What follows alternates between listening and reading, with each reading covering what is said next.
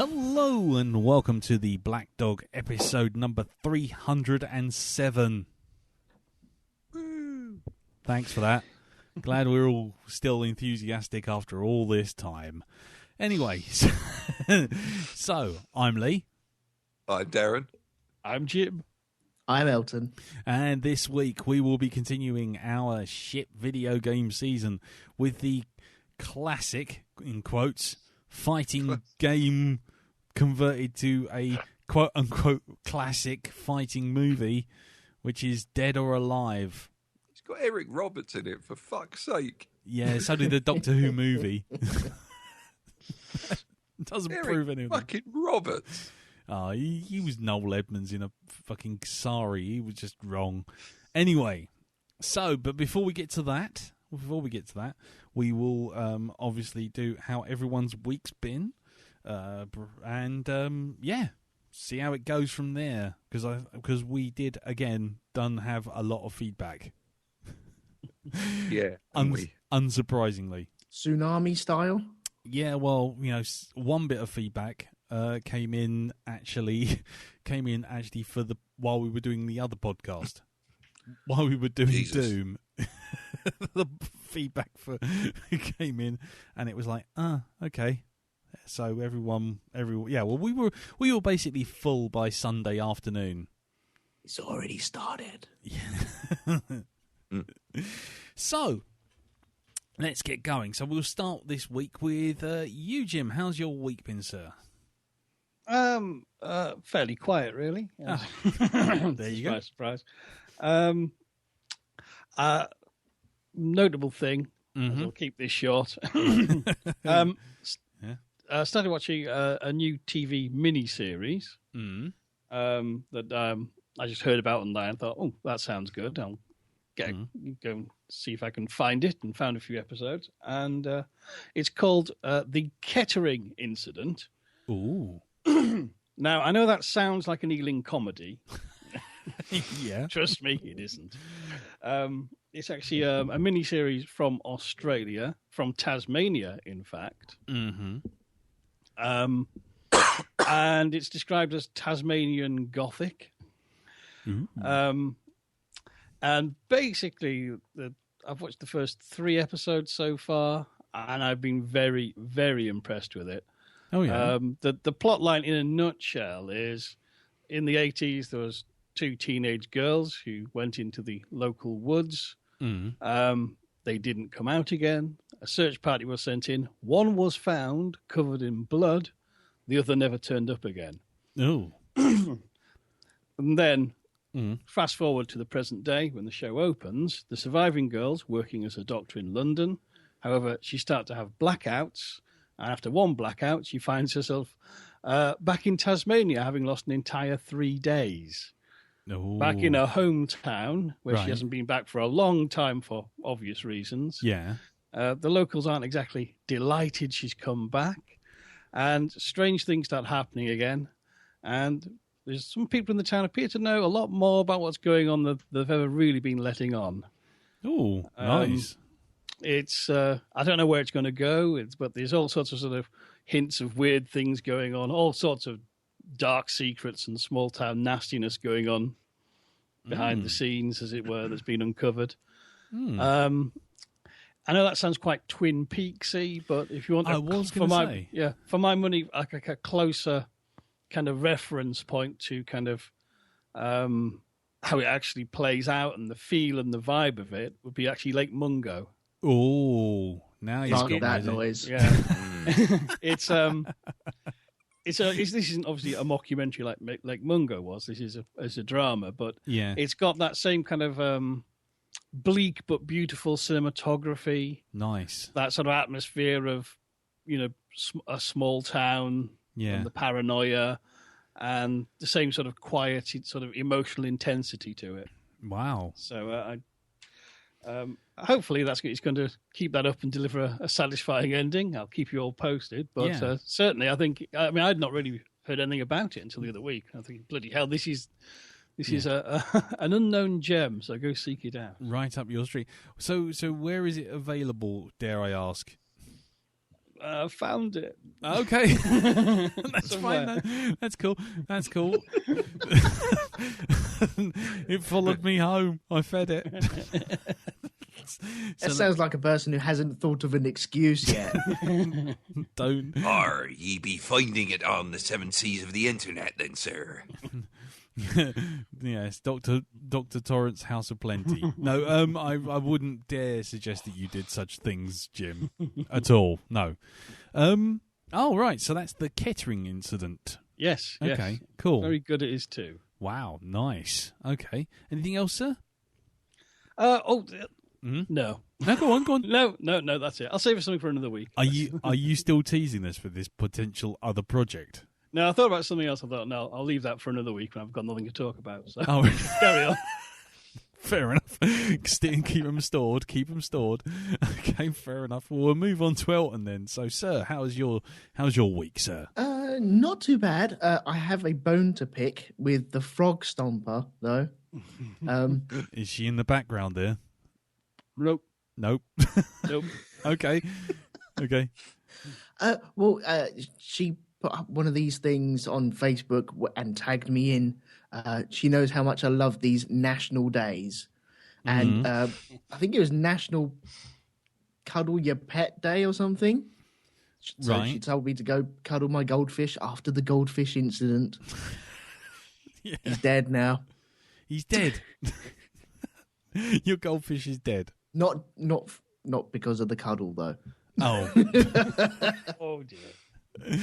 Was that because you just threw him in untreated water at 3:00 in the morning?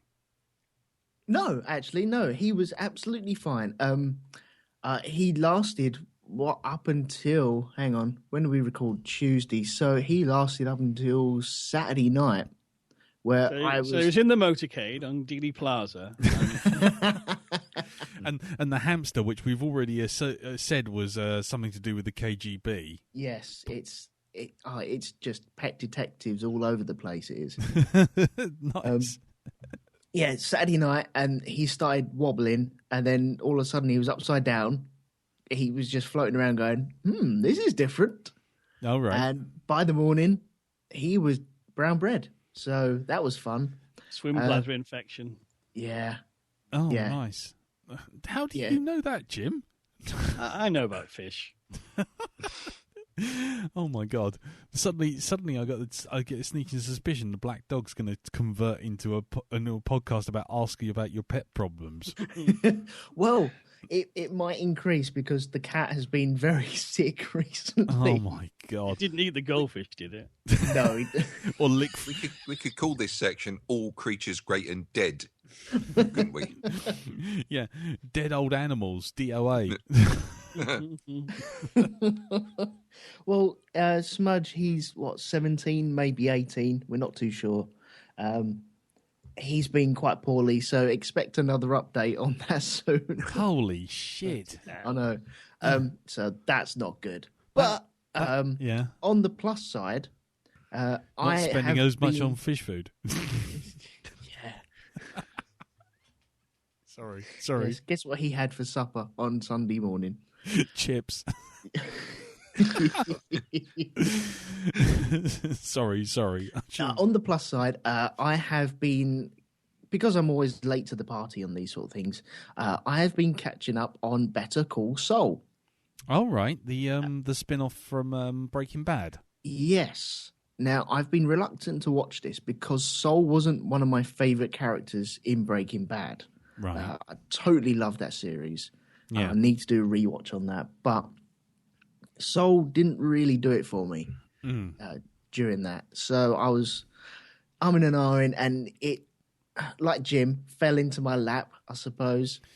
And not that Jim fell into my lap. You know, that was another drunken night. Yeah, that was after the shindig last year. I thought we weren't talking about that. That was just Mr. Owl pushing him into me. Dirty Christ. bastard. No, I ended up with it, season 1, 2, and bloody hell, it's really good. It's really surprised me. I'm flipping loving this. Yeah. So I would highly recommend, if you have any reservations about getting into this, if you did like it, if you didn't like it, if you thought about it, haven't tried it, I'd say go for it. Definitely. I think I need to finish watching Breaking Bad, to be honest. Because I kind of absolutely rinsed the first season, got about midway through the second season when he started to become badass, blow everything up kind of guy. And then just as he did that, I was like, I can't watch this yet. I've got to do other things.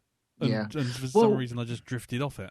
The nice thing about this is you don't need to see, as far as I'm aware, and I'm just maybe 4 episodes into season 2. Yeah. But I haven't needed to watch Breaking Bad to watch this. Okay. It's nice to see some of the characters, but it's not all just spin-off characters from Breaking Bad. It's totally isolated characters, and I would think I'm right in saying that it's set well before Breaking Bad as well.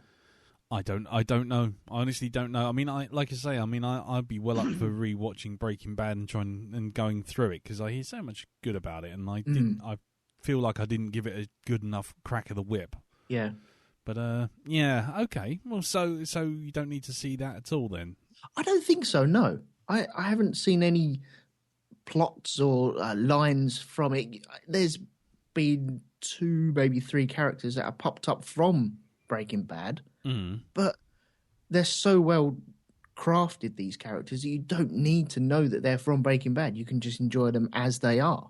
No, fair enough. So I've watched season 1 of Better Call Saul, and it's very much kind of it tells you how he got to be that guy, how he became this sleazy lawyer. Oh right. Yeah. So it is also there's bits in the present day, but you're always sort of flashing back.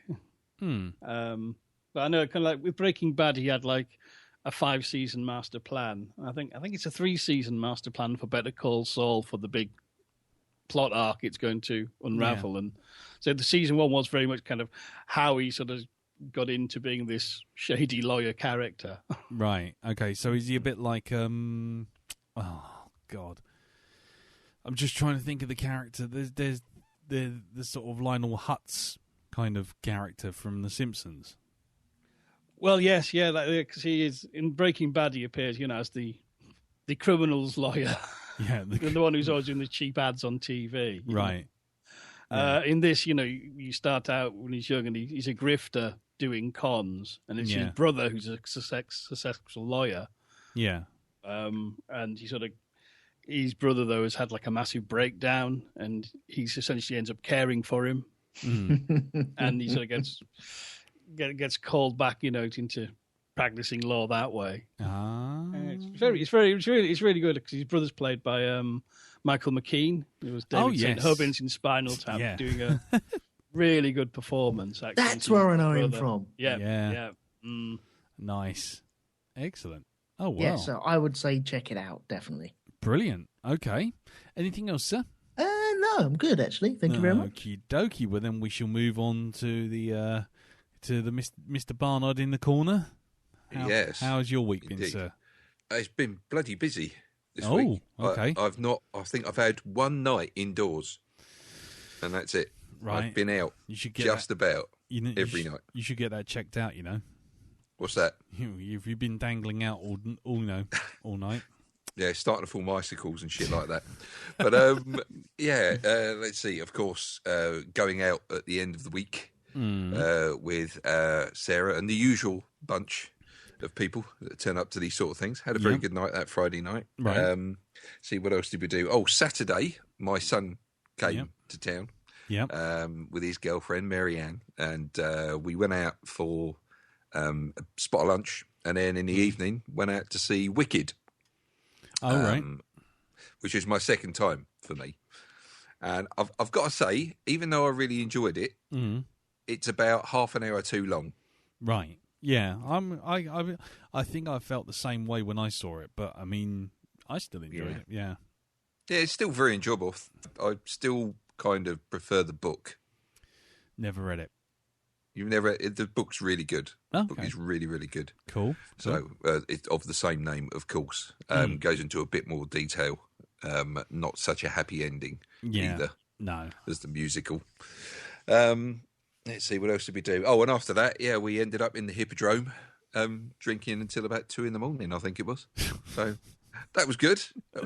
Then on Sunday, I went to see Lego Batman again with a friend. And again, even though I enjoyed it, it's half an hour too long. It's half an hour too long. Everything's half an hour too long. This is the Barnard Bladder Index. No, it's the Barnard kind of bar withdrawal span. index. Barnard withdrawal. It just seems to be drawn out just a little bit too much. Do you know? Or do you have an attention span of precisely an hour and 30? No, it's just with some stuff I can sit there for fucking hours watching it. I love it. Brilliant, fantastic. But with Lego Batman, it's kind of like, all right, this is done about now. Okay. Can we get to the end now, okay, please? Can we? Because I'd like to just leave. Right. So, it's still good, but still too long. Everything's Still half an far hour too too long. Everything's half an hour too long. Yes, Including half an hour. indeed. Yeah, Is that why including you've half been an hour. leaving the podcast early? Yeah, I'm fucking bored of you lot. That's it. It's just half hour That's too it. long. It's like, oh no, I've heard enough of their voices. I must leave now. I must go. Better things to do. That's it. I've had enough. Half an hour too long. I'm out of here. Yes, last night I actually went out to a charity quiz. All right.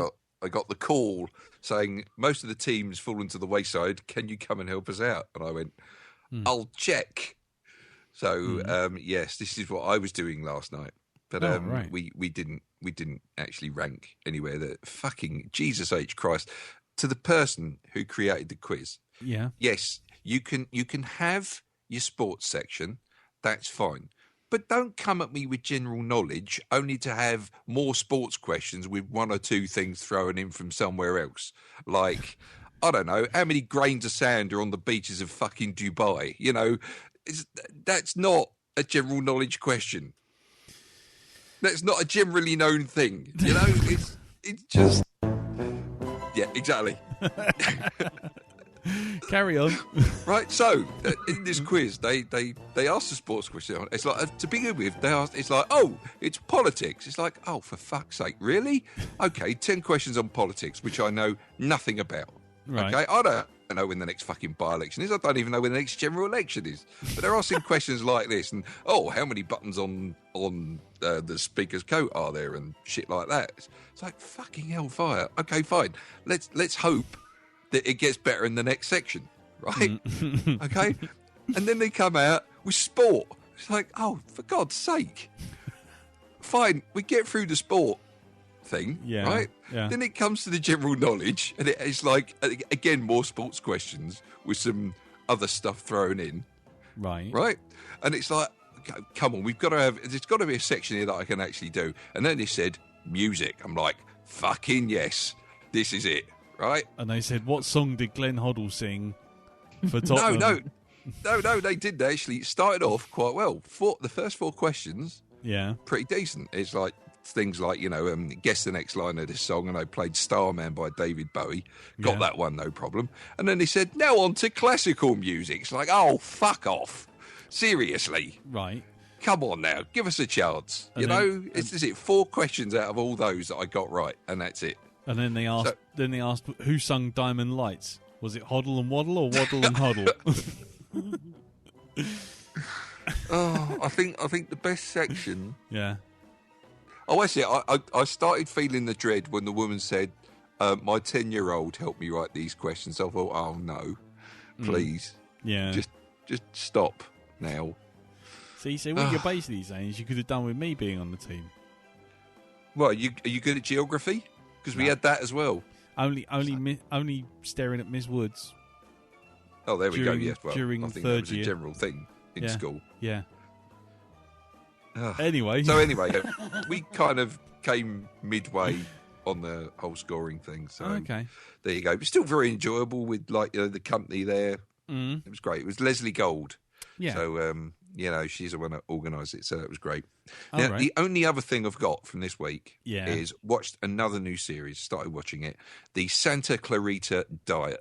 That's part of my news. I watched that. Have you seen? Yeah. Right, I've got to say, the image of Drew Barrymore trying to body slam a rabbit. No, it's a chicken. That's it.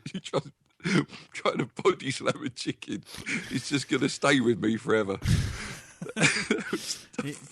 Burst out laughing when I saw definitely that. ranks on the sort of like, well, that's something you don't see every day scale. Exactly. Just to explain, just in case anybody's not genned up on what the series is about, it's about two realtors, one of which is played by Drew Barrymore, and basically she starts turning into a zombie, but not the usual sort of skin rotting zombie. She looks quite normal. She just gets this desire to eat human flesh. A lot of vomit. A lot of vomit. Yeah, that's a lot of vomit. That's a lot of vomit. And the show is all about her and her husband trying to actually carry on a normal suburban life while having to deal with her being a zombie. And it's just brilliant. It is absolutely great. And I think it's got Drew Barrymore and the other guy, the guy that plays her Timothy husband. Oliphant. Yeah. Who is it? Timothy Oliphant, Timothy Oliphant, who was in Justified and Go and a couple of other bits and bobs. You'd recognise him as soon as you see him. Cut Right. I've seen him before. I know that. I just couldn't place where I'd actually seen him. Cut Rate Bill Paxton. Yeah, I think they have to be possibly my favourite couple in any TV show. I just love them to death. I think they're just really great characters.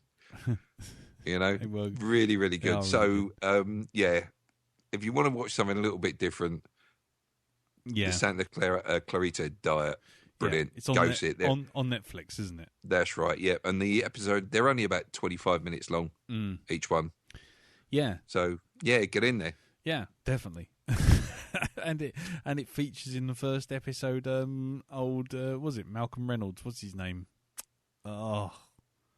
What's his name? Peter Capaldi. No, Malcolm Reynolds. Malcolm Reynolds. Sorry, fucking. I'm thinking of Malcolm. Sorry, I'm thinking of Malcolm Tucker. Nathan Fillion. Nathan Fillion. That's the one. That's the one. He's in the first episode, and maybe parts of him are in other episodes. But so very funny. Has me giggling through most of it as well. So highly recommend it. Get on there, watch it. Do it. Cool. Okie dokie. My week. My week's been pretty. Just me being darkness. Just darkness. I've not been in a good place, ladies and gentlemen. So if any of you have sent me text messages or different messages saying, hey, how's it going, and gotten either no reply, a short shrift reply, or a reply revolving around basically 2 or 3 syllables, then apologies for that. So I haven't really done a hell of a lot at all. Like I say, I watched the Santa Clarita diet. But the only thing I can do a gym and fall back on what I did last week, which I didn't mention last week, which is I went to Quasar. Oh yes. And that was different. Have you got a time travel machine? What, for Quasar? Yeah. Did you travel back to the 1980s to do this? No, you cheeky fuck. That wasn't being cheeky. Quasar is like well old. Yeah, I know it's like well old and stuff, but the one that was round where me and Darren and Jess used to go to, didn't we? Remember that, Darren? Yep. Bueller? That's let's see. It was at Bromley Road. That's the one. Is that what it's on? Yeah. Yep, still there. It is still there, and they've renovated it. And basically, Carol won a raffle and got a family sort of group ticket for it for 2 games. So we went in there. And it was like, okay, fine, here we go. It's gonna be just like fun, and I'm just kind of feeling like, oh yeah, I'm now like, last time I was in there, I was like 20-year-old man. Now I'm a 45-year-old man. it's just gonna be embarrassing. I'm gonna be the dad that you always see at parties, kind of getting everyone shoot at him. Just basically being a target for red beams from every corner of the map. And so we went in there, and after about 10 seconds, they've redone all the kit, so it's all cool. But I'm sitting there, and they're going to give us the briefing, and the girls are all there, and Carol's there, and it's like just finding out how this thing's going to be. And I'm like, oh, this is going to be interesting. This could be fun. Then what happened was a birthday party of about 15. I would imagine they were about 10, 11-year-old girls rocked up, and they went in, and they came in with us. And suddenly, it was like I was the only guy there and the only one over 6 foot tall. And I thought, okay, any second, all right, now I'm really going to look like some kind of nonce floating about here, sort of flopping about, sort of bumping into people, oh, sorry, love, and all this kind of thing. So I'm thinking, oh, no, what's going to happen here? Anyway, we go into the map, and suddenly, I don't know what it was, but the red mist descended, and suddenly it didn't matter. It didn't matter that they were 11-year-old girls or it was my wife or my kids. Everyone was going to die under a hail of laser fire, and I was going to be the one dealing the death. And literally, by the end of it, it started off with me going, "Come on in, girls," because obviously I don't know who these girls are. I have no idea, and I'm like the adult on that side, because Carol was on the other side. They split us up, and then all of a sudden it's like, come on, girls," like after about a minute, and then all these kids are like running about, and laser beams are flying everywhere, and then 2 seconds later I'm like Patton. I've got like a fucking cigar in my mouth going, "Motherfuckers, kids, get in there, take the base, go left, go high, kill them all." And my team walked out with a reasonably good score of 450, and the other team had -88. Hey! And you know what? I was surprised, and I was like, I came out and I thought, yes, and I got all the scores and everything. And now they do this thing where they stand there and they have the person who's running the game basically announce, like, oh, the lowest score was on the red team this, and on the blue team that, and the highest score was this team. And it was like basically, I think it was Carol. No, who won on your team, Carol? It was you, yeah. So there's like Carol, and then there's me, and so there's the two adults in a sea of kids, and then all of a sudden the person with the microphone goes, and red 2 and blue 10 have won, and then here's your badges, and they give you like these cheap sort of like just falling out the back of a cracker sort of gold badges. And lovely. Like, we've ruined a birthday party. We've ruined it.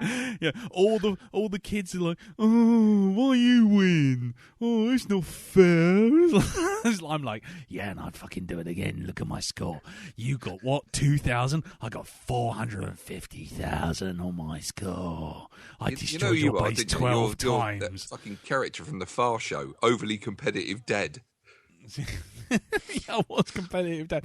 And then we went in for a second time, and then all of a sudden you could see all the other kids on the opposite team, because it was the same teams, but we had to swap colours. And the other teams were all like, "Oh no, they've got him again! Oh no, that's the end of the game!" Oh, no. Basically, yeah. So basically, I fucked up some kid's birthday party. Lovely. Screw them. Screw them losers. And you know what? I'd do it again, I tell you. Everyone was, like I say, it was like, first it's like, no, come on, let's all be nice. And then like by the end of it, it was like, fuck, motherfuckers, kill them all. Can I ask, because I've never done Quasar, is it smoked filled so you can actually see the lasers yes, beaming off? Yeah, it's like Star Wars. You're literally seeing all the laser beams flying all over the place. Oh, okay. They put just enough dry ice in there that basically the laser light hits it. It's not like completely smoggy, though later towards the end of the game they do that. They sort of kick in the smog once everyone's been running around a bit. But yeah, the idea is you've got like 20 shots in your gun and 25 lives, and every time you've used up 20 shots, one of your lives goes away. So and then what happens is once they all go, you have to go back to like some base in the middle of the map and basically recharge your gun, at which point you can't be shot. So it's not like that. It's just a way of stopping you from basically just going bananas and just killing everyone. And and there's a base in either corner, and it was really good fun. It was really good fun because I won. Can I just ask, when you actually walked up to get your weapon, did you say, "I'd like a laser pistol with a 22 gigawatt range"? yeah, 40 megawatt pulse rifle. Oh, only what you see here, buddy. No, I was 49 millimeter. Yeah, exactly. But yeah, no, it was really funny. It was like, yeah, I want you two on the ramp. I want you two there. Yeah, I'm gonna run in and kill all these guys. And when I go down, I want you to all rush the base. There's like these little girls going, "I'm scared, mummy."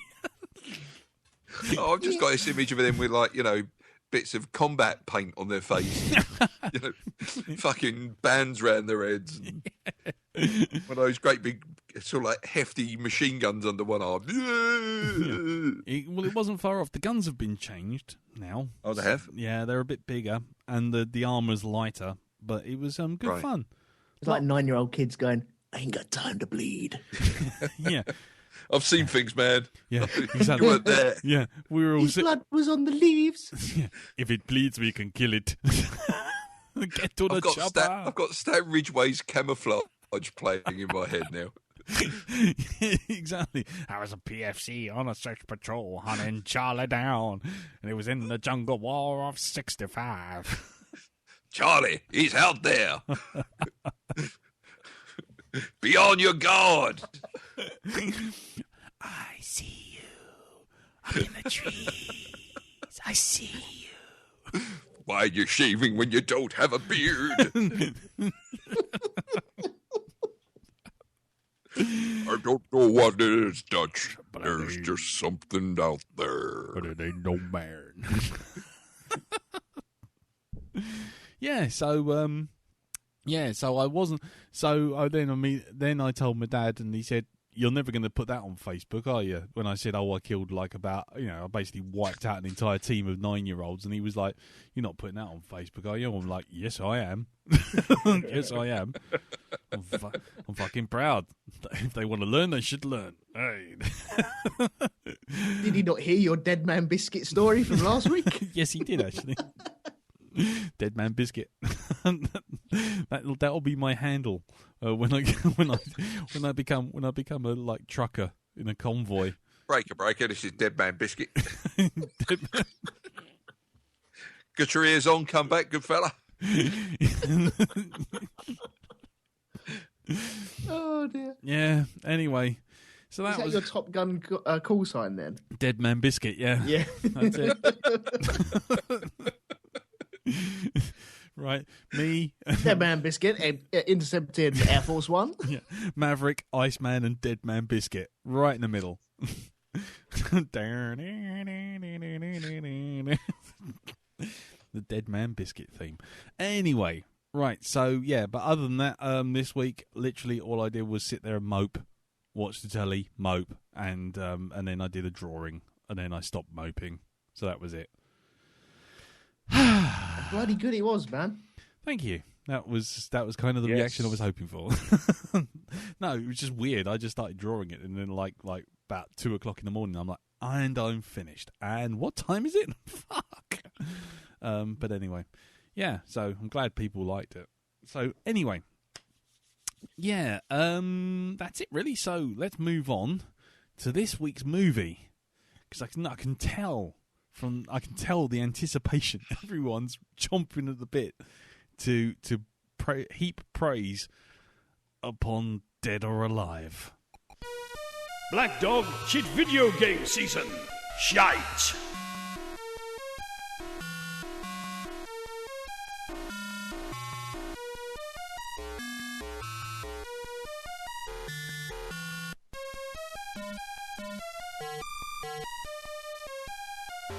Finish me. Right, okay, so, yes, Dead or Alive, DOA, beach volleyball and fighting games. Oh, God. Dead or Alive is a 2006 ensemble martial arts film, loosely, in inverted commas, based around the Tecmo Team Ninja fighting game series Dead or Alive. It was directed by Corey Yen and written by J.F. Lawton, Adam Gross, and Seth Gross. In the film, a number of fighters are invited to the DOA Dead or Alive Invitational Martial Arts Contest. The 4 female fighters begin as rivals but work together to uncover the secret of Donovan, the organizer of the tournament, and see what he's trying to hide. The film has various appearances from the characters in the game, and starring lead roles of Kasumi, played by Devon Aoki, Christy Allen, played by Holly Valance, and and Tina Armstrong, played by Jamie Priestley. Let's go through some of the stats. It had music by Junkie XL, who obviously did Deadpool? Yep. And the bit that really got me, which is in the wiki, if I'd looked at it straight away, is my old nemesis Paul W.S. Anderson appears as a producer for this. Oh, he doesn't, does he? He does. Executive producer, I believe. Yep, executive producer. It was. I clocked that. Yeah, I saw that, and I was like, nearly spat my coffee across the screen. I'm like, oh no, no, Jenny, no. Anyway, it was it was released September the 7th, 2006, in Australia, and June 15th, 2007 in the States. It was a budget of $21 million. How much did it make at the box office, Jim? 31. Okay. And an old thong. Oh. Elton? 7 million. Okay. And Darren? Oh, I think they actually had to pay some money back. That's how much it didn't make. Okay. Well, I think it was actually minus figures. Okay. Well, I think Elton is definitely cheating because he hit it right on the head. $7 million. No. Oh, I'm not. Yeah. No, I'm not, man. Today is Schwarzenegger voice day. Yeah. Interestingly, on the wiki, it says here under production, it just says principal photography commenced on May the 4th. And concluded on July 19th, 2005. Filming locations include Bangkok, Guilin, Hendang, and Hong Kong. That's it. That's all the information they're willing to give you. The critical response were generally negative, unsurprisingly. Really? Yeah, it's a shocker. I know, it's a shocker. Rotten Tomatoes gives it a 34% rating based on 44 reviews. LA Weekly said of the film, it compared it to Charlie's Angels and praised the director for providing one of the year's most purest entertainments and pretty much non-stop fighting with a flair you expect from a master choreographer like Yen. Yeah, I know. Michael Ferraro of Film Threat credited the film with an unusual accomplishment of following the plot of the game series it's based on, including a volleyball sequence, although he was critical that there is not much of a plot to start with. He described the acting and the dialogue as atrocious and is bored by the action and fighting, but calls the end results hilariously bad and suggested it was the kind of film you might watch with a group of drunken friends adding your own commentary track. Variety called it a whirring blur of hot babes and cool fights, but complained the film is insubstantial and not enough to appeal to genre fans with lowered expectations. And he described the film as a caffeine mashup of Enter the Dragon, Mortal Kombat, Charlie's Angels, and a few other films. And he said it looked like a collaboration between Gene Kelly and Bruce Lee. And that person needed to be taken outside and shot. I was going to say, fuck off. I know. So there you go. And that's it. That's all the information on the wiki, apart from the plot itself. So, who hasn't seen this film? I've never seen this film. You've never seen this film? I've never seen this film. You've never seen this film, Elton? Nope, never. Okay, I'll tell you what, then, since none of us have ever seen this film, except for this particular time round, although I did watch it twice, but there you go. basically, I think we'll just go around the normal way. So, Elton, what did you think of this film? Okay. Well, fucking hell, where do I start with this? Or do we all just pile in and just be done with it? This was... It's a terrible movie. Yes. But there is a huge but, and not the ones that the camera were close up on and almost entering in some things. Flipping out, it was so close. Yep. It's Gynocam. Yeah. And now it's time for your proctology exam. The acting is atrocious, but not as bad as the storyline. But I will give it credit on the point where normally we know that a competition film will end up in a crescendo of two people that either hate each other or love each other fighting out to the death or to the big trophy, and that is it. It's a battle off, isn't it?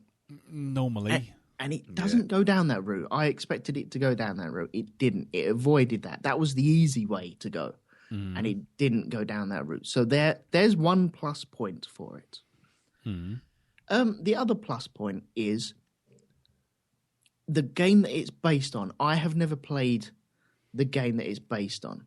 But I know the type of game that it is based on. It's just one of these bash buttons, mash them up until the other person falls over, or you fall over because the other person knows what order in which to hit the buttons. I'm terrible at them games, and I don't like them. They don't appeal to me, so I steer clear of them. But it does fall in the category that it follows that line a bit better than Doom did with its original source material. Okay. Whereas the games have they're based on fighting each other, and so once you get to the fighting each other, you're in the game and you're fighting away, and that's it. That's what you're there for, apart from maybe the occasional wobbly boob and upskirt shot, and that is what you're dealt with here as well. And they don't stray from that. You are watching this film expecting skinny birds in bikinis fighting people and the odd occasional upskirt shot. And it's all there. In more ways than one. Oh, well, I'm sure you guys are going to get into that as well. But yeah, that is... Oh, fucking hell. Come on, son. Come on. Go on, you can do it. Well, I don't want to take it away from you guys, but don't worry about it. Go for it. We don't care. Carry on. Yeah, do it. Go for it. The sooner you say it, the sooner we can all go home. It's crass, isn't it? It really is crass. Yeah. It's terrible. I wouldn't even show this to the kids just for a joke, just to show them how terrible this movie is. I'm sure Jacob would appreciate it. I'm sure he would. And I cannot blame him for that as well, because that's the sort of age group he's in at the moment. But for me, being a 38-year-old guy, it doesn't work. It doesn't work for me. That's not what I'm about anymore.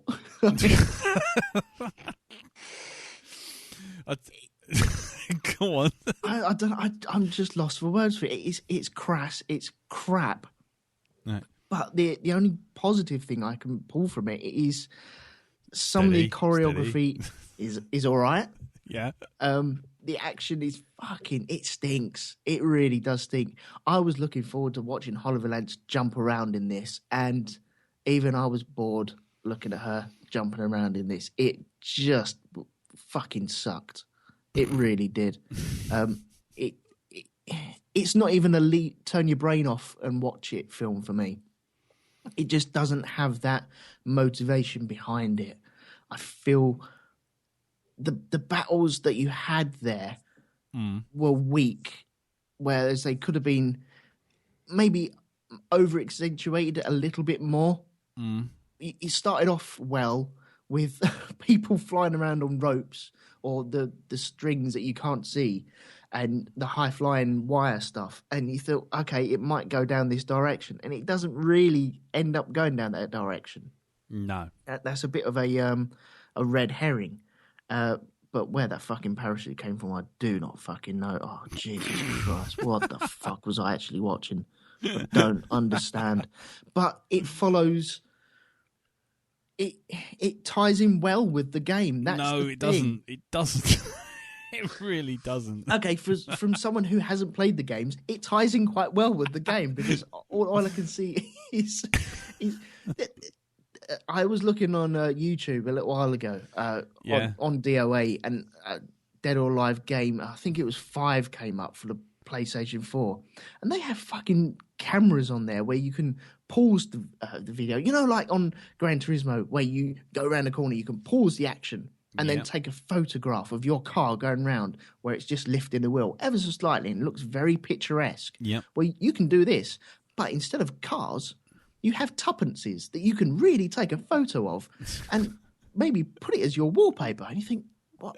Oh, okay, for fuck's sake. Aren't we over that anymore? Aren't we over Tomb Raider having square boobs and going, fucking hell, I would. I really fucking would. I think we're over that now. And there's a line that it just doesn't work anymore. And now you can take upskirt shots in these fucking games. What the fuck? Yep. No, you fucking assholes, you cretins that are making this.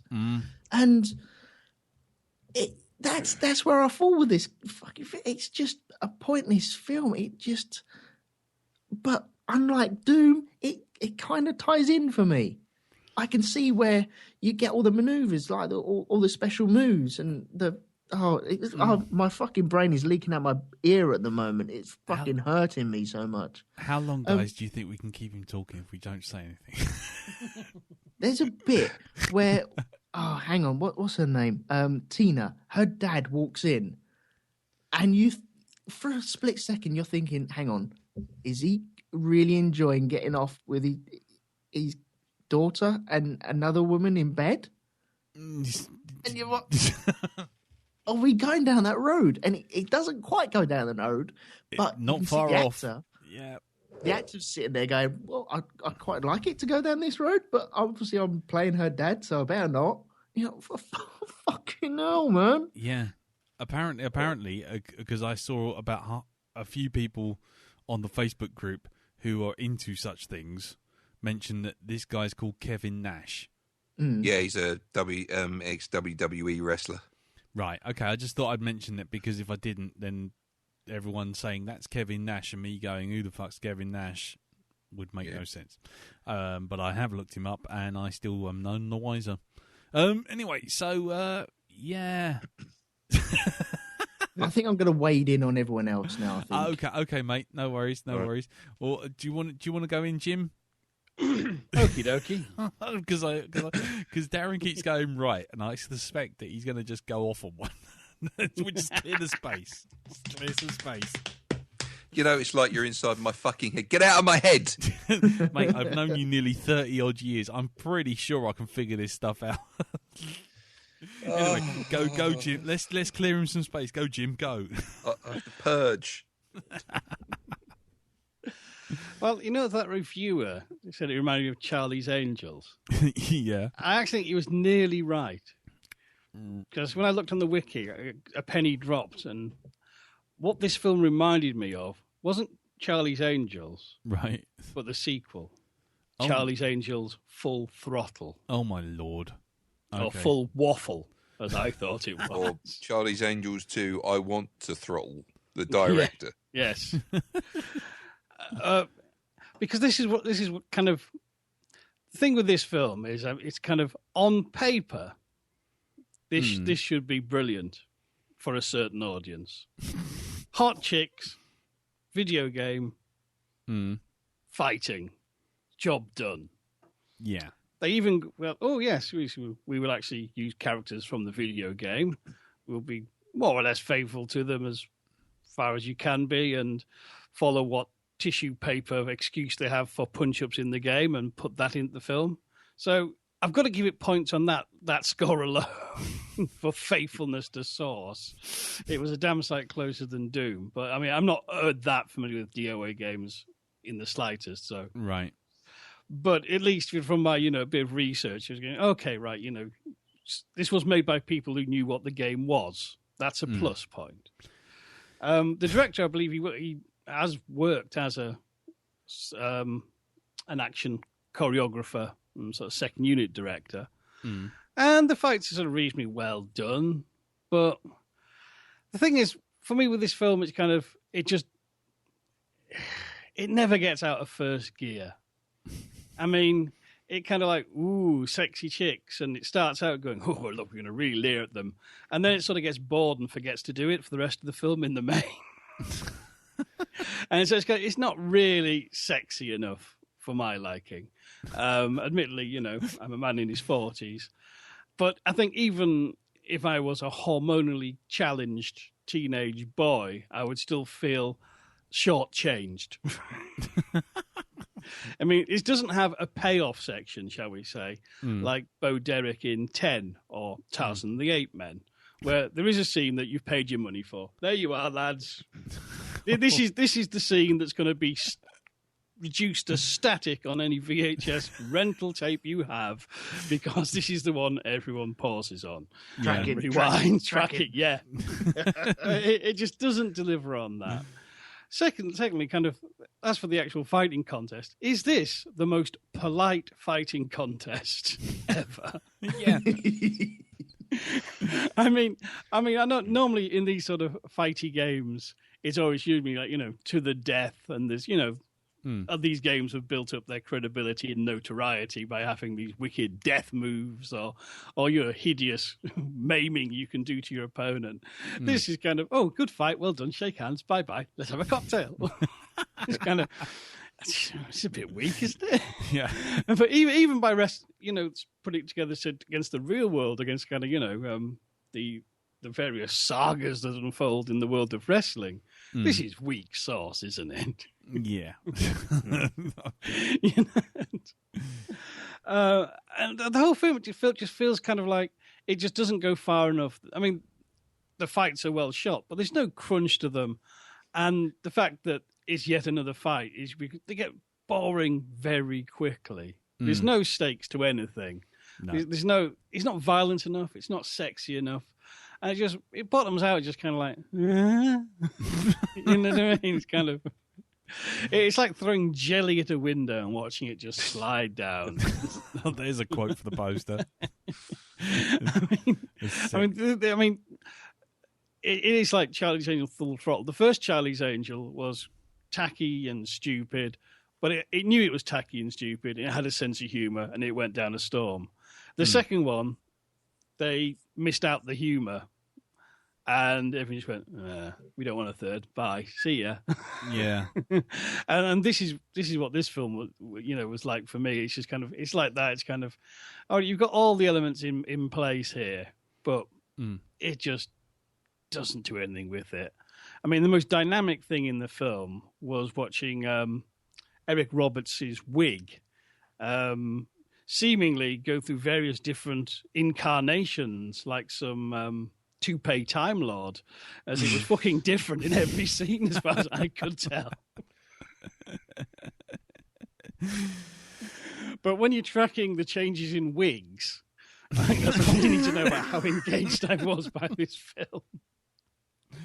Nice. Toupee Time Lord. Toupee Time Lord. I'd pay money for that. I'd pay money for that show. Take my money, BBC. Make one now.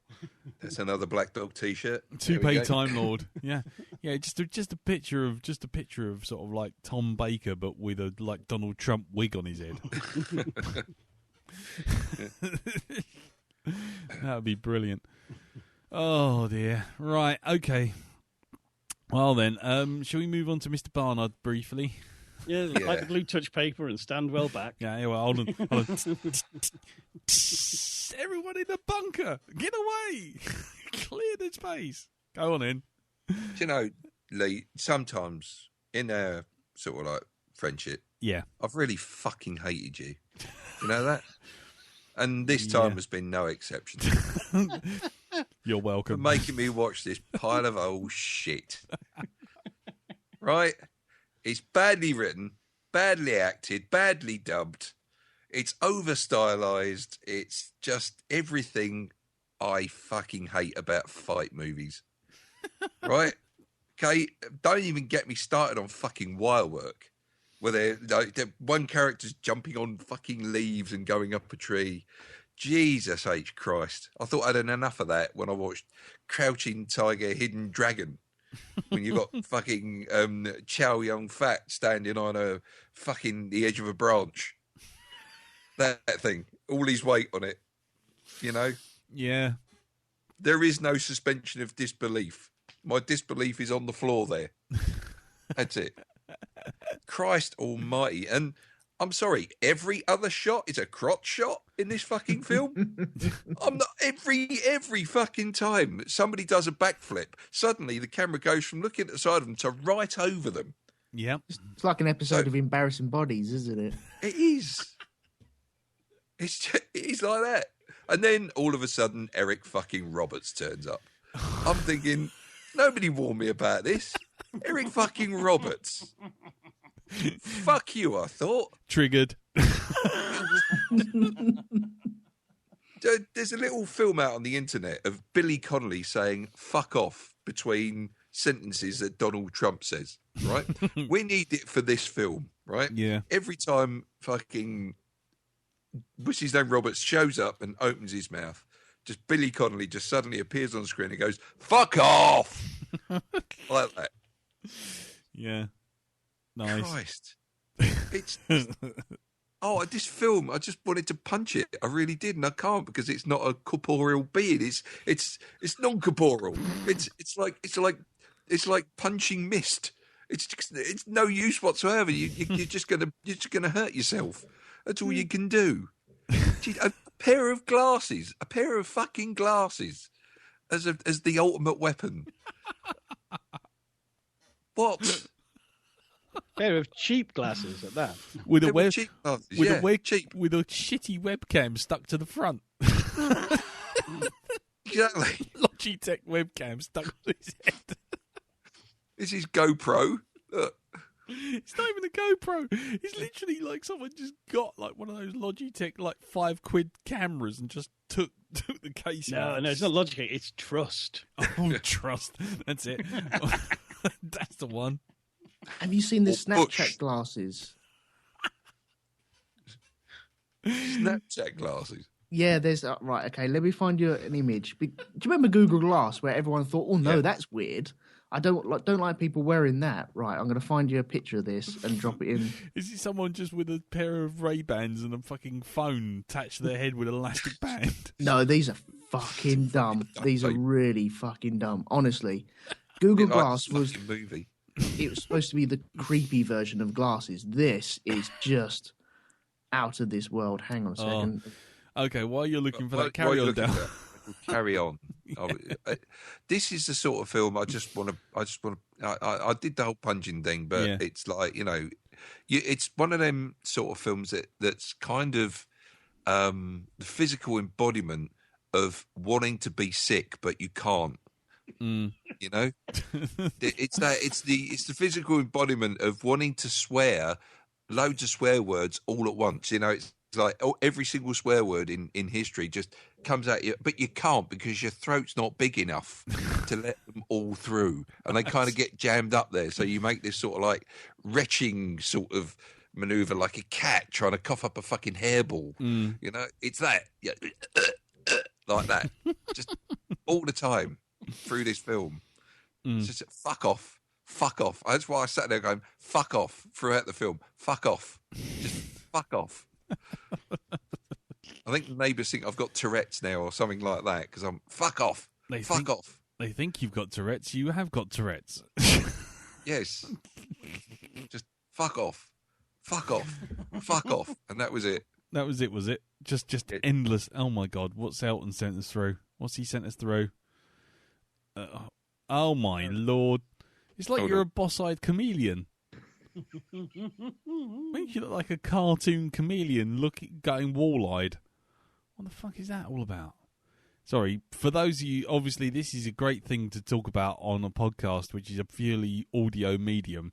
Basically, Elton sent a photo through of what could best be described as really thick-rimmed Harry Potter glasses with two little yellow circles in the corners of his eyes, which makes him look like sort of like his eyes are pointing outwards, like a cartoon They cat. look dumb, don't they? They look like prototypes. They look like a cartoon cat's just been hit on the head with a frying pan.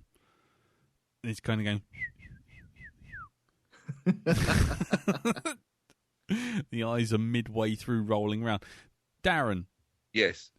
Did you like the sounds, by the way? Did you like the audio? The audio? Yeah, when everyone... And if ever someone got punched, it was... of a shotgun. I thought that was somebody's special fucking move. No, it was every time someone got punched. And then one person gets punched and then gets the... They should all get punched. I mean, really, repeatedly. Every single one of them. So you won't be watching any more of this then? No, I fucking well won't. Jesus H. Really? You sound like you're really digging it though. Was there nothing? Yeah, was there nothing? I loved it. Did you ever play the other games? Did you ever play the games? What? Well, I think I played one of them. Right? Okay, a game that was more concerned with the physics of the female character's boobs bouncing than it was actual content. Mm-hmm. Yeah. Right. So that'll be a no then. I think I played the first one, and that's it. Okay. Fair enough. Well, I suppose it's my turn then, is it? Yeah. I'm afraid so. Shit. I did actually write a load of notes down, but wow, where to start? I mean, firstly, the fucking whole intros to each character scene was just stupid, and I knew straight away as soon as you saw that, you knew where you were with this film. It was like trying to be, look how close we are to being in the video game, because look, here's all your character slider images. Holly Valance. Tina What's-Her-Face. And as was it you, Jim, who said it, it was like Charlie's Angels. It was trying to do the Charlie's Angels thing of being like, oh, look how quirky we are, look how funny we are. But none of the plots that introduced the characters had any bearing on the film. So there was all that thing about Tina wants to go off and not be a wrestler anymore, and Holly Valance had nicked $100,000 from someone and left it in a suitcase, and then there was it the princess who left what appears to be some kind of weird cult where 100,000 men just stand around her chair waiting for her to move so they can attack her. And it was like, what the fuck is all this about? And do you know what? By the end of the film, I was no better off. I really had no idea what any of it was about. And the fighting was absolutely shit. The one with Tina and her dad on a fucking raft was quite simply the stupidest thing I have ever seen in my life committed to celluloid. It was literally, oh, I'm going to fight you. No, hold on. Oh no, we have to fight each other. Oh no, let's find a way of having a fight and being really polite about it, but actually let's not, but Dad's throwing the fight for me. I mean, because it's like, what? So the game was, as long as Dad falls in the water, I've won a hardcore martial arts contest. It's like, yeah, what? Apparently so. No, put your fucking foot on his head until the bubbles stop, and then you will have won. Then we're fine. Meanwhile, Princess Mononoke, or whatever her bloody name is up a water wheel, just casually looking down with looking like someone's giving her sort of like I don't know, fucking calculus to do. She's like, things are happening, and she had that look all the way through. she had an acting style which was wholly unique in the world of cinema, which was essentially doesn't matter what was happening, whether it was a massive Russian bloke coming through the wall, or whether or not it was some shot of her brother being locked in a metal cylinder. She had a look like someone had just let off and she couldn't work out where it was coming from. That was her look on her face all the time. It was like, who did that? What filthy fuck did that? It was always just like slightly curious, slightly unsure, and not entirely sure whether or not she should say anything. That was her entire acting range. So I think it was John face. Yeah, John Campion, I think, on the Facebook group said her acting style is to look like she's just been asked to do some very hard sums. Well, that's right. It is. It's just like you're just sitting there watching her kind of go. It's like it's like Chicken Katsu we're talking about here, aren't we? Chicken Katsu. I have no idea what her name is. Is it? Oh, Katsumi. Sorry. Yeah. Yeah, that's it. Yeah. And I shall call her Chicken Katsu from now on. Yeah. Then there was Holly Valance, whose entire character seemed to involve the fact that she was incapable of wearing any clothes other than black pants. That was her. Did you like the water fighting scene as well between Holly Valance's character and the girl, the roller skating girl? Yeah. I didn't get what the roller skating girl had to do with any of this. She literally turned up, said that she was going to be fighting, seemed really pleased about it, and then, apparently at a random moment, she just decided that she fancied the nerd, which was obviously ticking a demographic box for the audience. Like, oh yeah, this is like 90% of our audience is looking like this pebbly-eyed twat. Yeah, let's have her fall for him, even though he had the personality of a sort of dying fish. No offense, Elton. Too soon. Too soon. Triggered. And then basically have her and him explain the plot. But the plot wasn't even the plot. All he did was just kind of go, oh, hold on, I wrote it down because I just couldn't believe what was being said. Hold on, where is it? Oh, yeah, that's right. The nerd sat down and goes, this is all about your father's research. And that just came out of nowhere. And it's like, what research? What are we talking about here? And then the girl with the roller skates goes, really? Is that why he was killed? It's like, he was killed? Isn't it a little bit late to be dropping this kind of plot point at like with 10 minutes to go? And then all of a sudden he's like, yeah, Donovan's taking my concept for his own ends.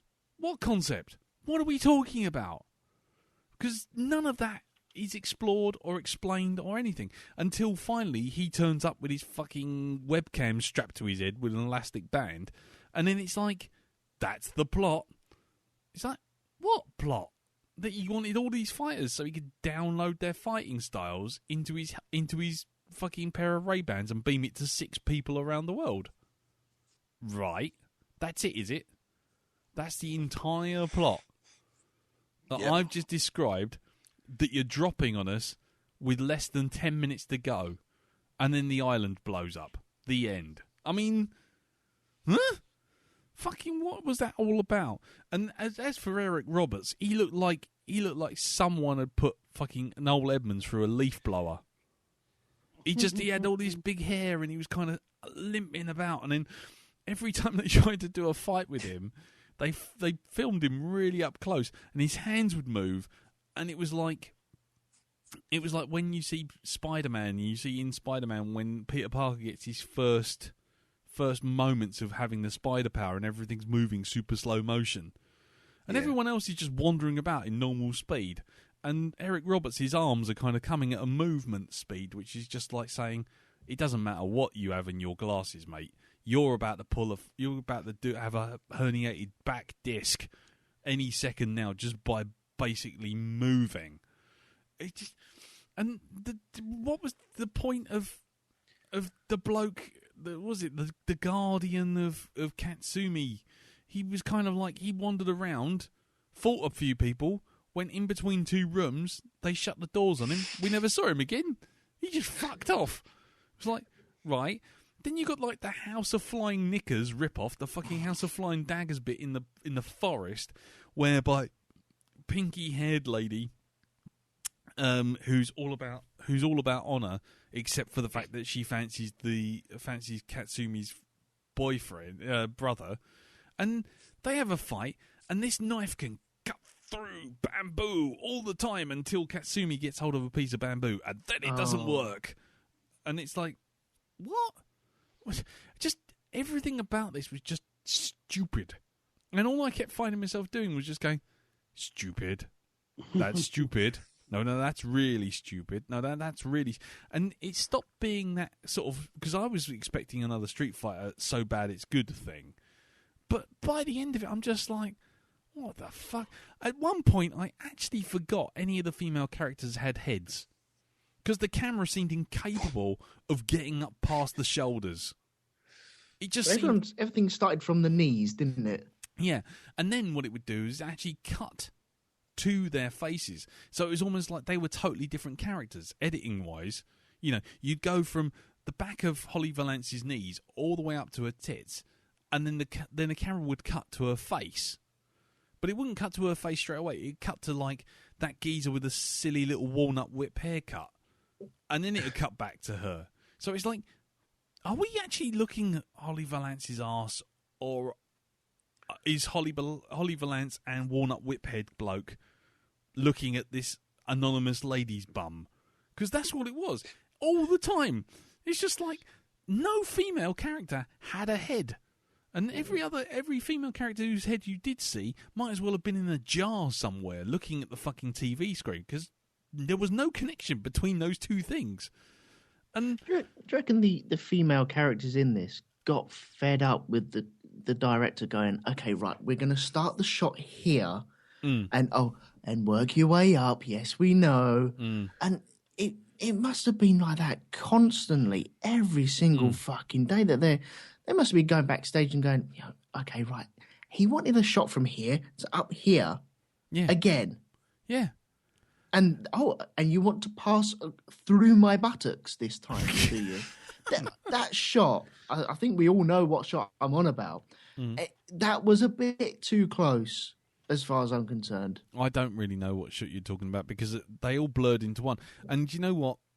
Again, I know, we do all the sort of talking about sexism and all that sort of thing, but at the end of the day, there comes a point where it actually becomes a saturation point where not even the most sexist, misogynist guy will get anything from this, because it's just overload. It's just like being a glutton in a chocolate factory. After a while, chocolate will just cease to have any meaning for you. And the whole film was like that. You're just sitting there going, what? I don't care anymore. Unless Holly Valance is basically going to wrap her labia around the camera lens, I don't see anything else now. I don't care. I can't see actually anything. None of it makes any sense. And all the male characters basically have about 6 lines of dialogue, all of which involve going, girlfriend, or I fight you, or I will protect you, and the rest of it just bollocks. That fucking Max fella, who looked like he looked like Matthew Illard, from fucking Scooby-Doo, whose fighting style was to basically kick his shoe off at some random guy who has a beret on his head. Oh yes, he kicked both shoes off, didn't he? Yeah, and brought down a professional fighter. That was great. I mean, that was at that point. It's like suddenly it's like you've got people wandering around trying to find a plot. That was literally half the plot was actually trying to find a plot. It was like, oh, my brother, he's dead until we find a body, and then there's like 5 minutes later, you got Eric Roberts going, oh, her brother's dead, but we never found the body. Oh, hey, right, fine. Let me guess what we're about to find. Oh, there's her brother in a fucking cylinder. It's like, hang about, Eric. 5 minutes ago, when you were on your own, you said you didn't even know who he was. Yeah, you've got him in your basement, you silly old bastard. He didn't have his geography wig on, so he didn't know that. No, he didn't. He didn't have his. He had his leching wig on at that point. Ah, So he couldn't do locations. Yeah, and Wurzel Gummidge, different wigs. Different wigs. I didn't have my Amadeus wig on. I mean, he did. He looked like some kind of someone's LSD dream while falling asleep with a copy of FHM in their lap and watching Deal or No Deal on telly. That's kind of what you would get, I think. If you were just watching telly and just going, "Oh, Noel Edmonds, he's tormenting us all with a plot." And then sort of like after that, the drugs kick in and you have the dream, which is Dead or Alive. The other thing is, Dead or Alive hasn't been a fighting game for ages. It's been a beach volleyball game. And the beach volleyball features in the film for no reason other than I think what happened was the beach volleyball game came out while they were making the film. And so they had to stick it in there. Yeah. Well, they had a volleyball game, Dead or Alive volleyball game. Yeah, that's what I'm saying. Extreme Beach Volleyball was Dead or Alive. The game, Extreme Beach Volleyball. Yes. Seriously, check that shit out. I mean, you want to know all the up camera skirt rubbish. Just check that out, and you'd be like, "Oh my god!" A game which actually involves nothing more than unlocking various bikinis for various characters. Oh Jesus! That is the entire plot of that game. So yeah, I genuinely, at one point I thought I was going to get angry at this, but what I did was just sit there looking confused, like a monkey trying to put an Airfix kit together. It was just like, I knew there was something I should be understanding or enjoying or doing, but none of it was there. I was like, pfft. And Eric Roberts should never work in cinema ever again, because he's quite simply the worst actor on the planet. Because he looked like he was reading the lines off the inside of that black plastic glasses thing he had strapped to his head. He probably was. He probably was, actually, yeah. And like I say, and what was the point of having all the characters at the end stuck in those glass cylinders? What was the point? What was the point of that? He turned around and he went, yes, exactly where I need them to be. So if his plan was to get them in those glass cylinders at the start, why didn't we see them until 2 minutes before the end of the film? And why would you have a base with a self-destruct in it? What was the point of that? Well, I know. What was the point of every now and again it putting up the DOA logo? Oh my God! Was it just to remind you? Actually, this is where you are. That is remember now. That is actually one of my notes. It does say the only thing I know is that this is a DOA film because it keeps saying DOA on everything from the umbrellas to the beach towels. Yeah. And the most underwritten romance in history of that pink-haired lady and the brother.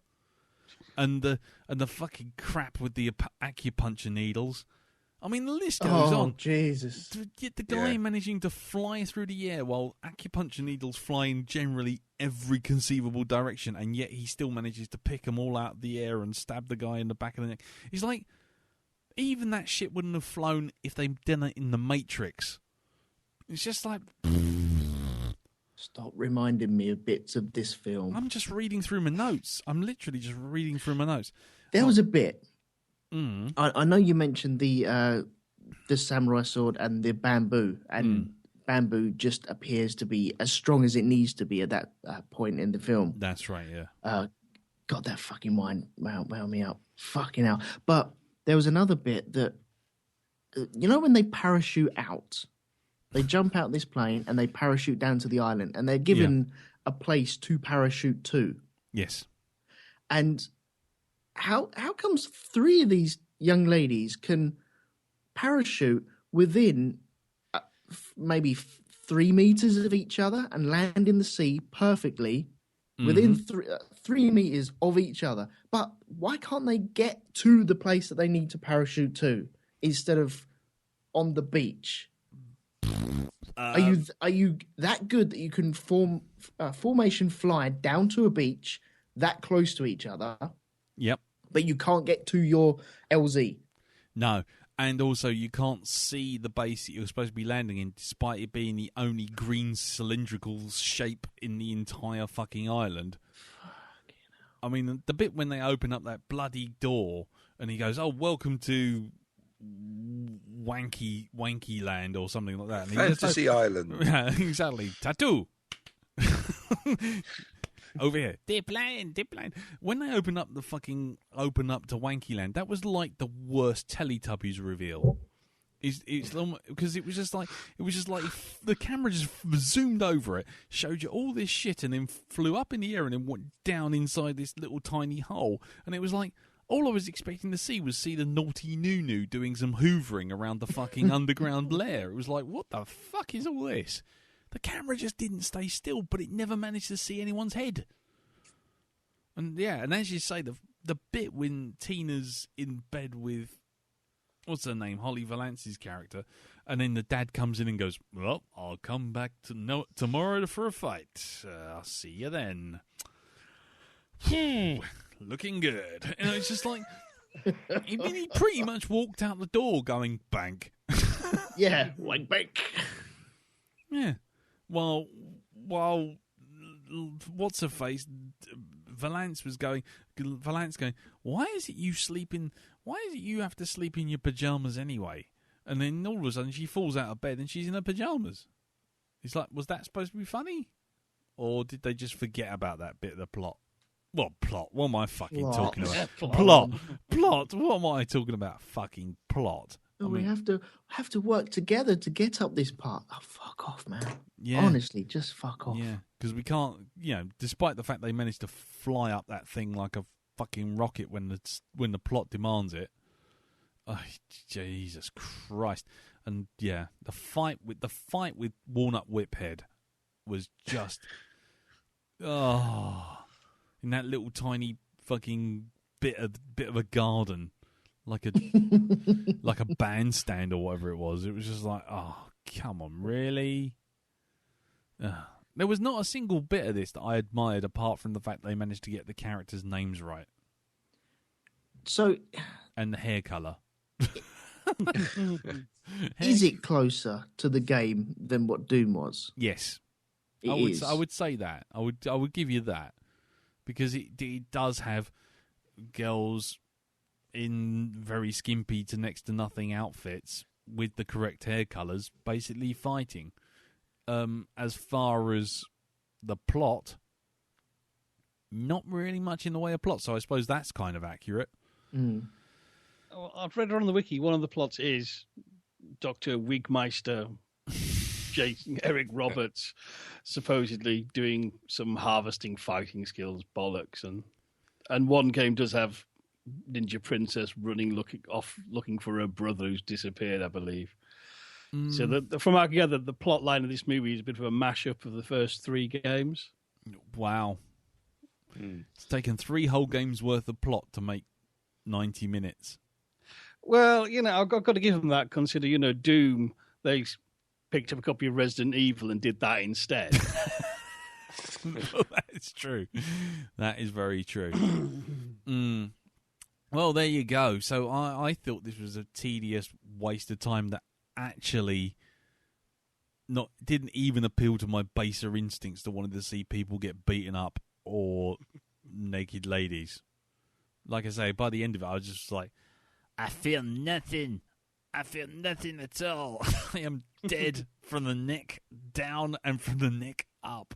In fact, the only thing that's enjoying this is my neck. Oh, I thought of another plus point. Oh, go on. It was short. It didn't feel short. No, it didn't really get to the 90 minutes mark. Didn't it? Not really. And it was all over by an hour and 20 with a lot of credits and bollocks. There were no bollocks. I think it was all bollocks. It was all bollocks. Oh, good Lord. Right, okay, well then let's find out what everyone else thought about this film as we go to the feedback.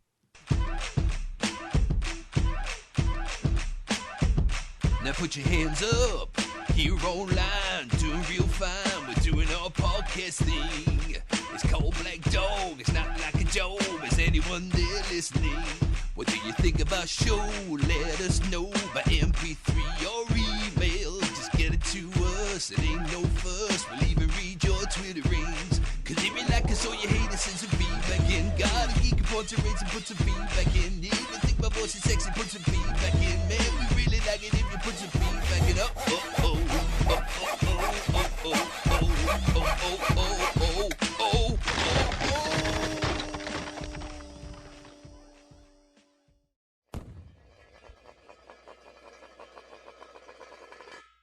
Right, so feedback time, and as promised, there is plenty of it. Though I did make a slight mistake on the calculations when I put it up on the Facebook group, but never mind, we'll get through it. We'll all get through this, and you'll see where the mistake came a little bit later on.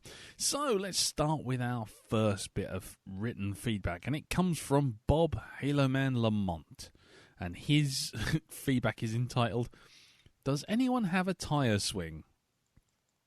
Dear Lee, Darren, Jim, and Elton. Darren, by the way, has done his usual he needs to get up very early thing, so he's not around for the feedback. So anyway, continued. Sorry for missing last week's, boys, but I was unfortunately one of the victims of the cut-off. I have to say, I probably would have come down on Elton's side. Whilst it's undoubtedly a shit film, Doom just doesn't insult me as much as it seems to do you guys, though it might have been something to do with not having really played the game. Fair enough. Yeah, by the way, the cut-off is part of the problem, but I'll explain that in a minute. Anyway, so Bob continues, well, things in the archive have been going just swimmingly. The only problem we really had is an invasion of sheep, although this is actually providing me with an opportunity to get my inner first-person shooter game on. Though this has left me with an excessive amount of lamb chops and wool, it looks like a lot of shepherd's pie and knitting is in my future. Anyway, let's get into the second film of Blackdog's shitty video game month, Dead or Alive. Well, I've only got really one thing to say about this film. I think it's the most faithful video game adaptation there has ever been. Guys, please put down the chairs and hear me out. I said it's the most faithful. I didn't say it was the best. In fact, I'd say this film is a rancid pile of unpasteurised knob cheese. It's puerile, badly made, and quite frankly, there's no reason for it ever to have been made at all. I mean to point out that a few of the inconsistencies we have with ninjas wearing bright pastel colours aside, the smallest ever glider hidden in someone's backpack, FBI agent is stupid enough to hand someone their bra with his gun so it's easier to kick out of his hands, someone who's got a big plan to make a shitload of money despite the fact he owns an island. He hosts a fighting game tournament every year with branding over everything, including the parachutes, volleyballs, volleyball nets, training equipment. Dude, you've got enough money to surround yourself with beautiful women. Why do you think you need any more money? You're already living the dream. Oh, and by the way, who the hell is throwing all those stupid invitations at people? Have they accidentally ever killed anybody before, do you think? The acting is awful and by everyone involved, and the only real highlight in this respect is, and I can't believe I'm going to write this, Eric Roberts. Yes, I know he's dislocating his jaw and trying to swallow the entire set whole while providing a performance so arch that it dwarfs the Arch de Triomphe. Arch de Triomphe, sorry. Idiot. But it's still one of the best performances in the film, and this is the guy who has portrayed one of the worst masters from Doctor Who history and has a starring role in the film A Talking Cat. Look it up. No, we won't. But we'll just take your word for that, Bob. However, a lot of bad acting can be looked over due to a certain proportion of the cast being lovely ladies and usually not wearing too much. Indeed, you gentlemen have had some qualms about what your reaction would be at your advanced ages to these ladies. As well, I can tell you as a 30-year-old, I did what any red-blooded 30-year-old would do. I was wanking away like a safari park chip.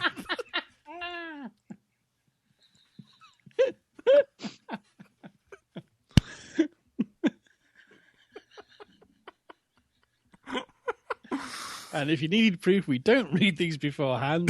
That's it. Fucking hell, Bob.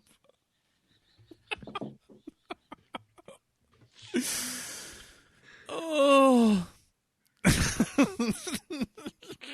Sorry. I'm very glad I wasn't drinking tea at that moment. Listen, he continues, sorry. Listen, putting it bluntly, this film is terrible and should be thrown into the fiery pits of hell, and it's safe to say I won't be watching it again. But the reason it was so shit was that it was never going to be anything else. I mean, look at the series of games it came from. The Dead or Alive games started off as a mediocre series of fighting games, then transformed into a series of games where you played casino games to give female characters enough money to buy the smallest bikinis available, and pay them enough to give them a pole dance. That's it. There's no storylines in these games at all, and the biggest thing it's done for gaming culture is to invent the boob jiggle mechanic. Truly, how do we ever get by without this? So whilst it's a truly shit film, it's actually one of the most faithful video game adaptations we've ever covered. Settle down, gentlemen. Send it down, gentlemen. It truly deserves it. But bear in mind that it was never going to be anything better when you look at it where it came from. Now, if you'll excuse me, I have a lot of tissues to clean out of the archives. Speak to you later, boys. Bob, Halo Man, Lamont. Official archivist of the Blackdog podcast. P.S. Interesting fact. The first person to ever receive a nickname was the Damp Knight himself, Jack P. Starro, the Otter Puncher. The only person to lose a nickname was Herc. During Rare Exports episode of title Ancient Tallywhackers, he was demoted from Herc Lionhat, which he had just received at the start of the email, down to Money Funster within all of 3 minutes for his overuse of so many puns. Oh, Money Punster, sorry, for his overuse of so many puns. Thank you very much for that, Bob. Wow, wanking like a safari park chimp. That's an image. That's an image that I will take to my grave. There's a Banksy photo of that, surely. I'm sure there is. And that is going. When I do the Patreon thing, and that's going on this poster, I was wanking like a safari park chimp. That's the pull quote right across the top. Full quote in more ways than one. I've got to write that down. I'm sorry. Right, go on. Jim. Yes. Over to you, How sir. do you follow that? I don't know. I don't either. Anyhow, we have one of our regulars, the Pie Man himself, Okay. Mr. Murray Christensen. He writes, subject line, I'm watching it for the fight scene, honest. I've got a bad feeling about this. God, yeah, this isn't going to be better, is it? Greetings to all of the Blackdog. I was going to record feedback again, but I'm presently down with a bastard cold brought in from the bioweapons lab we mistake for my kid's school. Probably going to have to send this in. Probably going to have to send in The Rock, Carl Urban, and a host of generic Marines. Yeah. But that was last week's film, so I'll move on. The point is I'm currently off my face on Lemsip and extradental lockets, so if I seem incoherent, it's the menthol talking. Okay. The Dead or Alive franchise is the closest thing I have to a guilty pleasure. I feel the need to say that I enjoy the fighting when buying someone... Mm-hmm. Like someone claiming they read Playboy for the articles. Yeah, there you go. The thing is, they are fun fighting games. Unfortunately, they are also, as far as I know, the only game franchise that featured boob jiggle as a game setting. Yep. So you have to accept people judging you a bit for that. Yeah. I saw this in the cinema and remember enjoying it on the first watch. On this rewatch, I still had a lot of fun. This is the sort of crap I can enjoy. It isn't the almost smug, yes, we're making a shit film, aren't we, funny shit of Sharknado, or the po-faced dullness of Doom. This was fun. Now, to clarify, I'm not saying this film was good. It isn't. The plot makes little sense. The acting is spotty at best, and it has a distinctly creepy vibe to the direction that seems to be very, very interested in Holly Valance's posterior. The thing is, it is daft enough to be fun, dumb as a bag of particularly slow-witted rocks, but fun. The feeling I get is that most of the people working on this realised it was a load of old bobbins, but decided to put in their best efforts regardless. And I appreciate that. Fighting games always seemed like a good place to start for video game movies. While the games are essentially punching a series of colourfully dressed people in the head, the character backstories are usually a good jumping-on point. The DOA games are a bit weird. The plot and motivations are a bit unclear. For example, in DOA 2, Helena is an opera singer avenging her mother's death at the hands of Ayen, and for some reason ends up fighting a Tengu that looks like an evil Santa wielding a carpet beater. Eric Roberts was probably the better option here. Anyway, fighting tournament is a good enough reason to get everyone together, and in fairness, we get some decent, if derivative, fight scenes. Yes, it was the early 2000s, and we were all into that Hong Kong OTT artsy fighting thing, but it works well enough. The only thing is that, unlike Hero or the House of Flying Daggers, this entire film shoot had some weird troll constantly nagging the cameraman to linger on Holly Valance's arse. The odd thing about this film is that if I try and concentrate on it or evaluate it in any critical way, it doesn't work. The plot is as scanty as the actresses' outfits. The directing is sometimes awful, but often creepy, and most of the actors are seriously out of their depths. The thing is, I can't help but enjoy it. Okay, they sideline the bulk of the characters, but... It's Weatherby! Sorry. What? It's Weatherby, apparently. Sorry about that. Sorry about that. The film's talking back to me. Yeah. I think I need some Lemsip. Sorry. But apart from Hayachi and Haibusu, they keep... Yeah. Sorry, I lost my place. Hi. They keep the look, so there are plenty of visual Easter eggs for fans of the game. The fight scenes were well executed, and the action has that fun absurdity that keeps me on board. So, I'll reserve a spot in the bunker, shall I? I think so. I bought an old Xbox and a couple of controllers. Winner stays on. As always, keep up the good work. Hopefully I'll feed back next week to see if time has been as cruel to Mortal Kombat as it has been to me. Thanks again, Murray, the fireman. Okay.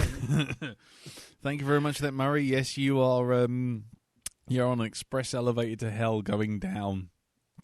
Wow. And by the way, yeah, the reason for the sudden interference by Willoughby going, it's Willoughby, was because I was looking for a blank version of that poster, and it took me immediately through to a preview for Amazon Prime and played a bit of the film at me. It was like, no! It's Willoughby. Oh, great. Can I ask about the bit on the feedback about the jiggly boob thing? Yes. I think we covered it last week Yes. and a bit this week about there's a program, and they have in the program a special setting of jiggly boobs. In the video game they have a boob jiggle slider. Right, okay, so In the game options. am I right in thinking that you can go from no jiggly boobs, natural jiggly boobs, and maybe atomic jiggly boobs? You basically... I can't believe I'm even discussing this. Basically, there's No, let's do it. Let's do this. I mean, basically, there's an option. There's an option in the game which allows you to slide from basically realistic physics to suddenly the gravity randomly turns off and on this planet. I mean, that's essentially it. Holy shit! And the reason I know so much about it is because when I was at Cartoon and we were learning Maya for the first time and basically getting into that, essentially one of the things we not had to do, but one of the things we were being trained on was making characters, and we made a Wonder Woman, as in the Bruce Timm style sort of animated Batman version. And the idea was, how would you do that in 3D? So we did that, and then what happened was we were told by our trainer that they had these things, they had basically for characters a thing called jiggle effectors, which weren't just supposed to be for boobs, but also for things like flesh movement and all this kind of thing. but it was developed for the Dead or Alive game. That's what we got told. Mm-hmm. And so, yeah. So basically, that immediately prompted 5 animators to immediately stick jiggle effectors on a CGI Wonder Woman, and hilarity ensued. Yeah, so there you go. Yeah. Wow. There you go. That's the full history of the jiggle effector and the CGI boobage. There you go. Wow. Right. now that's anyway, yes, moving on. Thank you very much for that, Murray. Let's move on. Thank you very much for that, and do enjoy your stay in the bunker. Yeah. I don't know if there's an Xbox down there. Definitely winner stays on, though. Definitely. Yeah, without a doubt. Always winner stays on. But yeah. So let's move on to you, Elton. Who do you have next? Okay, I have Gary, Mr. Spock, Madden. Oh, on the USS Blackdog. Go for it. And what does he have to say? He says, "Greetings, various and sundry Black Doggerel. So this week we move to the hackneyed hellscape of Mars to the hackneyed hellscape of the South China Sea, with its comic relief pirates and its hidden plot crouching nonsense kung fu fighting contests. Yes, this isn't an improvement. In fact, it's kind of like the video game that's its namesake, a cheap knockoff or something better. I mean, when the material arts games become a beach volleyball game, what the fuck? Martial arts, you fucking idiot, Ellen. Material arts. Ugh. Yeah, material arts is when you start attacking someone with a curtain. That's nearly in the movie, actually. I think it's not far off. Anyway, I mean, when a martial arts game becomes a beach volleyball game just to capitalize on its boob physics, well, I think you know where I'm going. As far as the movie, well, bad, very bad. From stellar dialogue like, "I'm no longer a cricket in a box," to the fact that the writers didn't know an outcast and a shinobi aren't the same thing, to the phony kung fu physics, to the future of fighting sunglasses. It just sucks. There's just nothing more to say. It sucks. Live long and never trust an acupuncturist who insists on doing a backflip before inserting the first needle. Gary, Mr. Spock, Madden. Yeah. Thank you very much for that, Gary. Yeah. Yeah, the acupuncture scene was... Oh. What was that whole thing with Tina and the acupuncture as well? And... Oh. Just before the fight... Oh, when Katsumi ends up on the water wheel. I don't know. Oh, because there was another bit where someone was getting a back rub as well. Oh, yeah. Trying to intimidate Holly Valence's character. Yep. Yep. Oh, Jesus Christ. Stop it. Keep remembering bits of this film now. Stop it. Yeah. Yep. Yeah, definitely. Okay, we'll stop. We're moving on. Moving on. Thank you very much for that, Gary. Let's move on to our next bit of feedback, which is the fiendish Dr. Will. And he writes him, DOA, dead on arrival, if only. Good evening, Blackdog. Bloody hell, this was bad. Within the first 10 seconds, you know this was going to be terrible. Terrible acting, terrible effects, terrible plot. I can only assume the game is a lot better. It's not one I know. It's not. It's really not. It was so contrived, and half the scenes were completely pointless. The other than to force the plot into a specific place. The climbing scene when they had the first land on the island is one example. They needed something to force the girls together, but without any writing of a decent plot. The volleyball was another completely pointless scene, although I understand from your introduction last cast that this got to be brought into the game as well for spurious jiggling purposes. Yep. Then they start the competition. It's meant to be dead or alive, but apparently they're going for a knockout, and then the losers are sent home. way to destroy any sense of tension. And then, as it goes on, they don't even carry on to the KO. They just randomly stop when they decide they've had enough, knocking someone in the water or out of the ring, for example. All of the sets are terrible and so clumsily contrived to obviously create create arenas from the game. They're a combination of super high-tech facility and ancient stone buildings, and yet the final scene reveals that the walls are all flimsy as a cheap Holiday Inn. Everything falls apart as soon as you look at it. Fighting on a raft lost any sense of skill when it became apparent that it had been set in concrete. At the end of the film, you get a guy stuck on a ladder. Do you knock the ladder off? No, you put another ladder across to give him a bridge to get back on the platform. I can only presume this was to make it look like the game. It wasn't. Trust me, that's never in the game. My favourite moment? Spotting the Wilhelm scream during the Hayabusa fight and the tweeting birds when Zack got knocked out. As for the plot itself, fucking ridiculous. They have a 5-digit combination for an electronic safe, and yet they had to have a tattoo on someone so they didn't forget. What happens when they change it?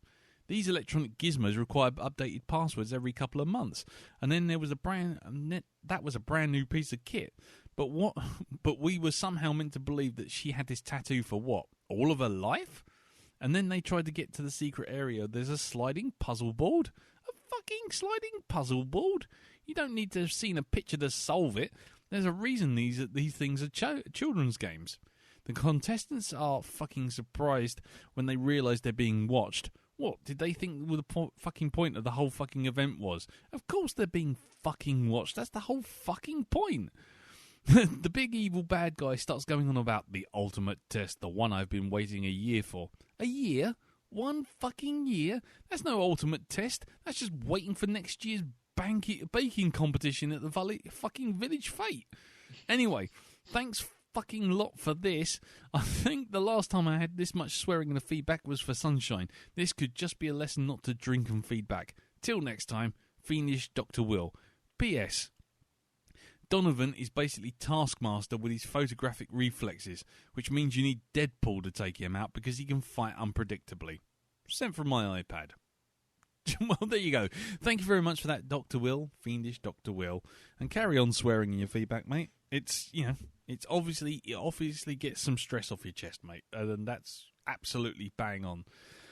Better out than in. Yeah, absolutely, definitely. So thank you very much for that, sir. Yes, good feedback as always, and hopefully speak to you next week because I understand you like Mortal Kombat, or at least have a more of a passing acquaintance with it. But anyway, we'll be having a guest host on for that one. Anyway, so thank you very much for that, Will, and we'll speak to you next time. So, Jim, who do you have next? Next, I can find the damn feedback. We have Mr. Steve Deegan. Ah, first time. Even though he's been on, he's all over the Facebook group. But yeah, cool, excellent. So, what does he have to say? Subject line: dead on an erection. Oh, good Lord. We'll be in for a rocky ride. Yeah, everyone strap in. Here we go. Hi, guys. First time feedback. I'd say be gentle, but experience has taught me that won't be the case when it comes to popping any cherry. So, DOA. I rolled my eyes after the first intro. Then Jamie Presley came out of the ocean in a Stars and Striped bikini. What then helped me get through the film was the notion that it was the kind of movie that came out in the exploitation/grindhouse eras, and it honestly helped get me through the rest of the film. Think about it. The forced and stilted dialogue, the one-dimensional characters, the OTT action sequences, and a batshit illogical plot. That it lacked name value. Eric Roberts didn't even really have name value in Less Than Perfect, and that had Andy Dick in it. Helps keep that illusion going. What that line of thinking didn't hide was the overloading storylines all happening at the same time. You had one fighter looking for a brother whilst working with the guy her brother charged with protecting her and avoiding an assassin out to kill her for abandoning her tribe. You mix in a crime caper of pulling a heist, someone out to prove she's a real fighter, a nerd looking to get the girl he loves to love him back, And all of this before you even find out what the bad guy's plan is, which is suitably bad for this movie. And that couldn't anyone see the logical problem inherent in having fighting styles downloaded into sunglasses you have to wear during a physical confrontation? Isn't that illogical? The myriad plot lines makes it a bit of a chore to watch.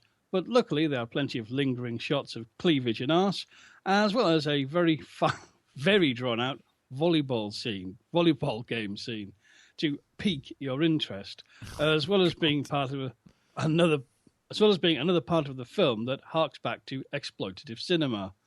The action sequences were, for the most part, impressive, not great, and lacked the finesse of a full Hollywood or Chinese production, but they did the job as needed. The same can't be said for the dialogue. It was so bad that near the end of the movie, Katsumi sees her brother, whose name has been mentioned several times and we've seen in a flashback sequence by now. She still feels the need to utter, "Hayata, my brother," as if we may have forgotten. More than anything else, this is a movie you really need to be able to switch off your brain to even vaguely enjoy. A point hammered home when you see who one of the producers is. Paul W.S. Anderson. Fuck me. I retract everything I've said at this point that was positive. We need to find the originals and send it on a ship right into the sun. Anyway, peace out, monkey. Well, there you go. Thank you very much for that, Steve. I was thinking you were heading straight for the bunker with that one. Yeah, Paul W.S. Anderson. For those of you who don't know my love affair with that particular director, I don't think I've seen anything of his that I've actually liked. And even when I did have a passing kind of, oh, that's not bad for Death Race, even that I was just like, it's only because I think I've been battered into submission. Yeah, he's a fucking shit hack director doing shit hack video game adaptations, only second to Uwe Boll, but there you go. And the only other thing is Paul W.S. Anderson has always been a thorn in my side since Aliens vs. Predator came out, and then I was on the Sci-Fi Now forum and suddenly people realised and I was being trolled. Anyway, doesn't matter. That's a long-winded history. Yeah. So thanks for that, Steve. I hate that monkey. Sorry, just something he said. Yeah, you got away with it. First feedback. Apart from saying that it's still exploitative cinema, I think that's making too much of an excuse for it, personally. And well, I think to be a proper exploitation film, how to put this frankly, you either had to get somebody's eyeballs pulled out and guts spilled, or the lady had to get them out. Oh God! to really get to count as proper exploitation. Yeah, because this just doesn't go far enough down that road. No, but there is a clear parallel, but it's like a sanitized sort of exploitation film. It's kind of sexy girls, violence, and there you go. That'll do, won't it? We've still got a PG, okay? No. Yeah. Oh well. All right then. Well, thank you very much for that, Steve. Maybe hear some more feedback from you in the future, and so we'll move on. So, Elton, who do you have next? We have Cole the Bastard Hurley. Oh right, okay. One of the instigators of the video game season, inadvertently. So, what does he have to say about this? Okay, he says, "Dear Black Doggers, let me just say this: I'm not going to defend this movie by any means. Okay. I didn't get any enjoyment factor from it, not even a so bad it's good kind of way. It's just really bad. I don't have any connection to the games, to be honest. He's probably born after the games, probably born after the last game. There'll probably be some reference to the fact that he, was only like -7 when the first game came out or something. But go and carry on. But that is why he is called the Bastard. Yes, exactly. I tried my hand at fighting games and realised very quickly that I was awful at them. So I don't have anything like last week's feedback in regards to Dead or Alive as a games franchise. Probably my biggest problem with this film came down to the terribly wooden acting. Nobody, except maybe the chick playing Helena, was even passable in terms of acting. it's at a point I'd probably say something about Kevin Nash, except I don't watch wrestling. In the end, it's your standard video game adaptation. Boring, badly written and acted, and very forgettable. Sincerely, Cole. P.S. Was it just me, or was the constant boob and arse shots really distracting? I mean, it's accurate to the game, but still. There we go. I mean, yeah, I mean, it's quite funny. I mean, we're talking about all the boobs and arse shots and what have you. I mean, because that's pretty much like 90% of the fucking film. But it did nothing. It was absolutely tedious. It wasn't sexy. No.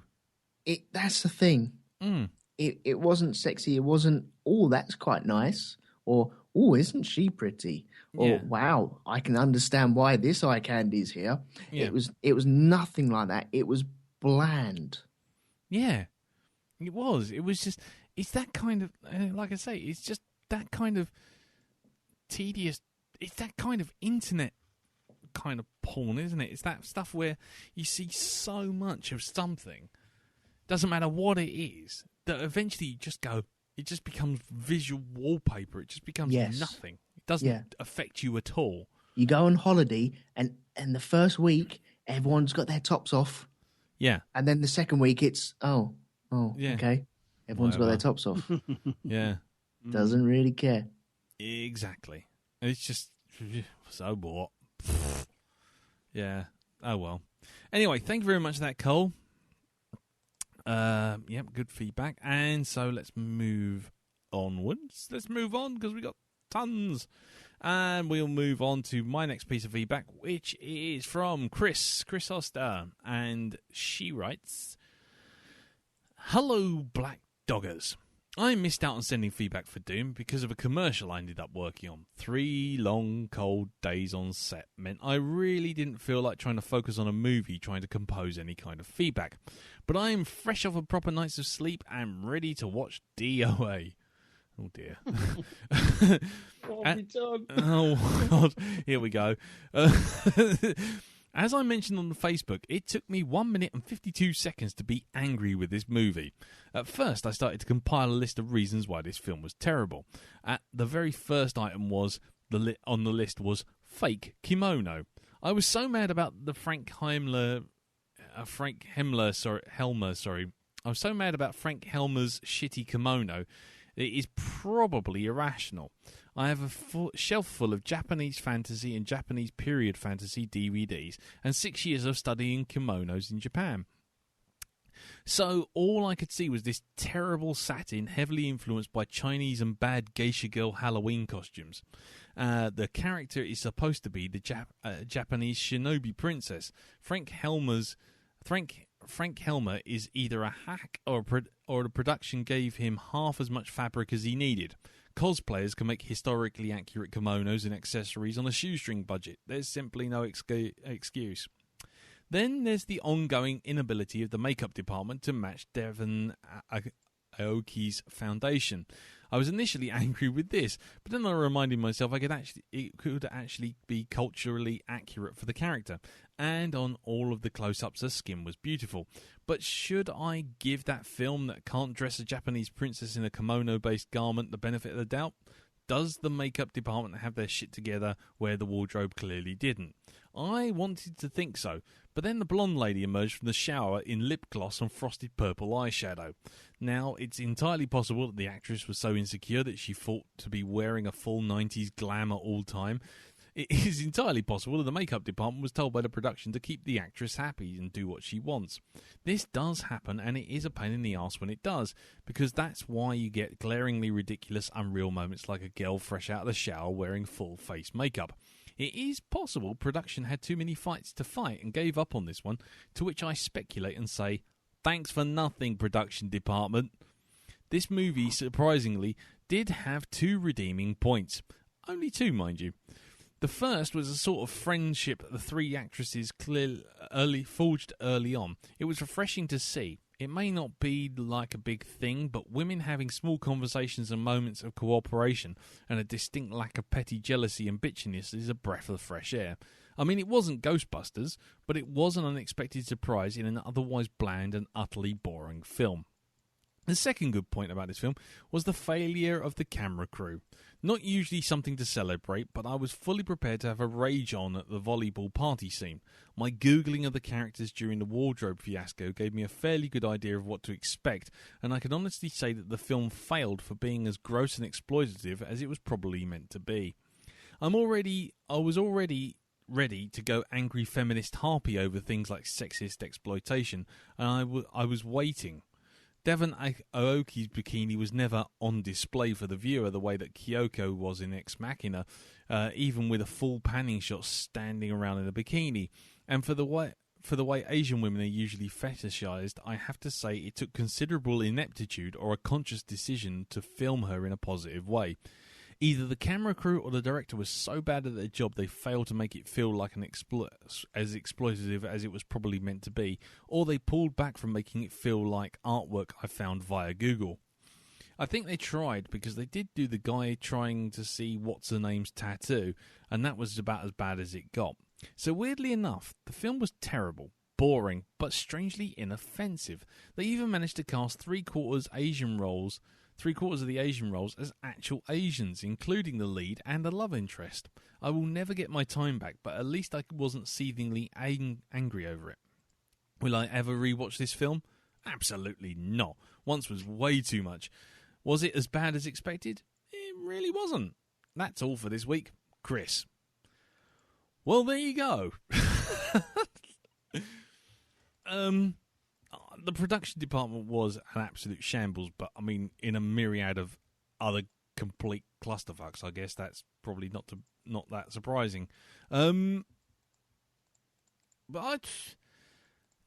I suppose in some ways that's right. I mean, thinking about it, it actually did better on the Bechdel test than most movies that are supposedly progressive and understanding and, trying to be sort of, inclusive and diverse and all this kind of thing. Actually, you know what the Bechdel test is, do you? By the way, yeah, cool. That's where two ladies talk to each other about anything other than a man. Yeah, that's right. Yeah, or about a love interest. It wasn't Ghostbusters by any means, but I suppose in that respect it was pretty strange to say, almost progressive in its politics. Wow. Where the fuck did that come from? Wow. Well, there you go. I wasn't expecting that sentence this week, I must admit. Not really. No. But I suppose, Chris makes a good point, so... and of course, with its racial diversity, it's actually on the money as well. When it's got Asian characters played by Asians, and we're about to have a Ghost in the Shell movie played by Scarlett Johansson. Wow.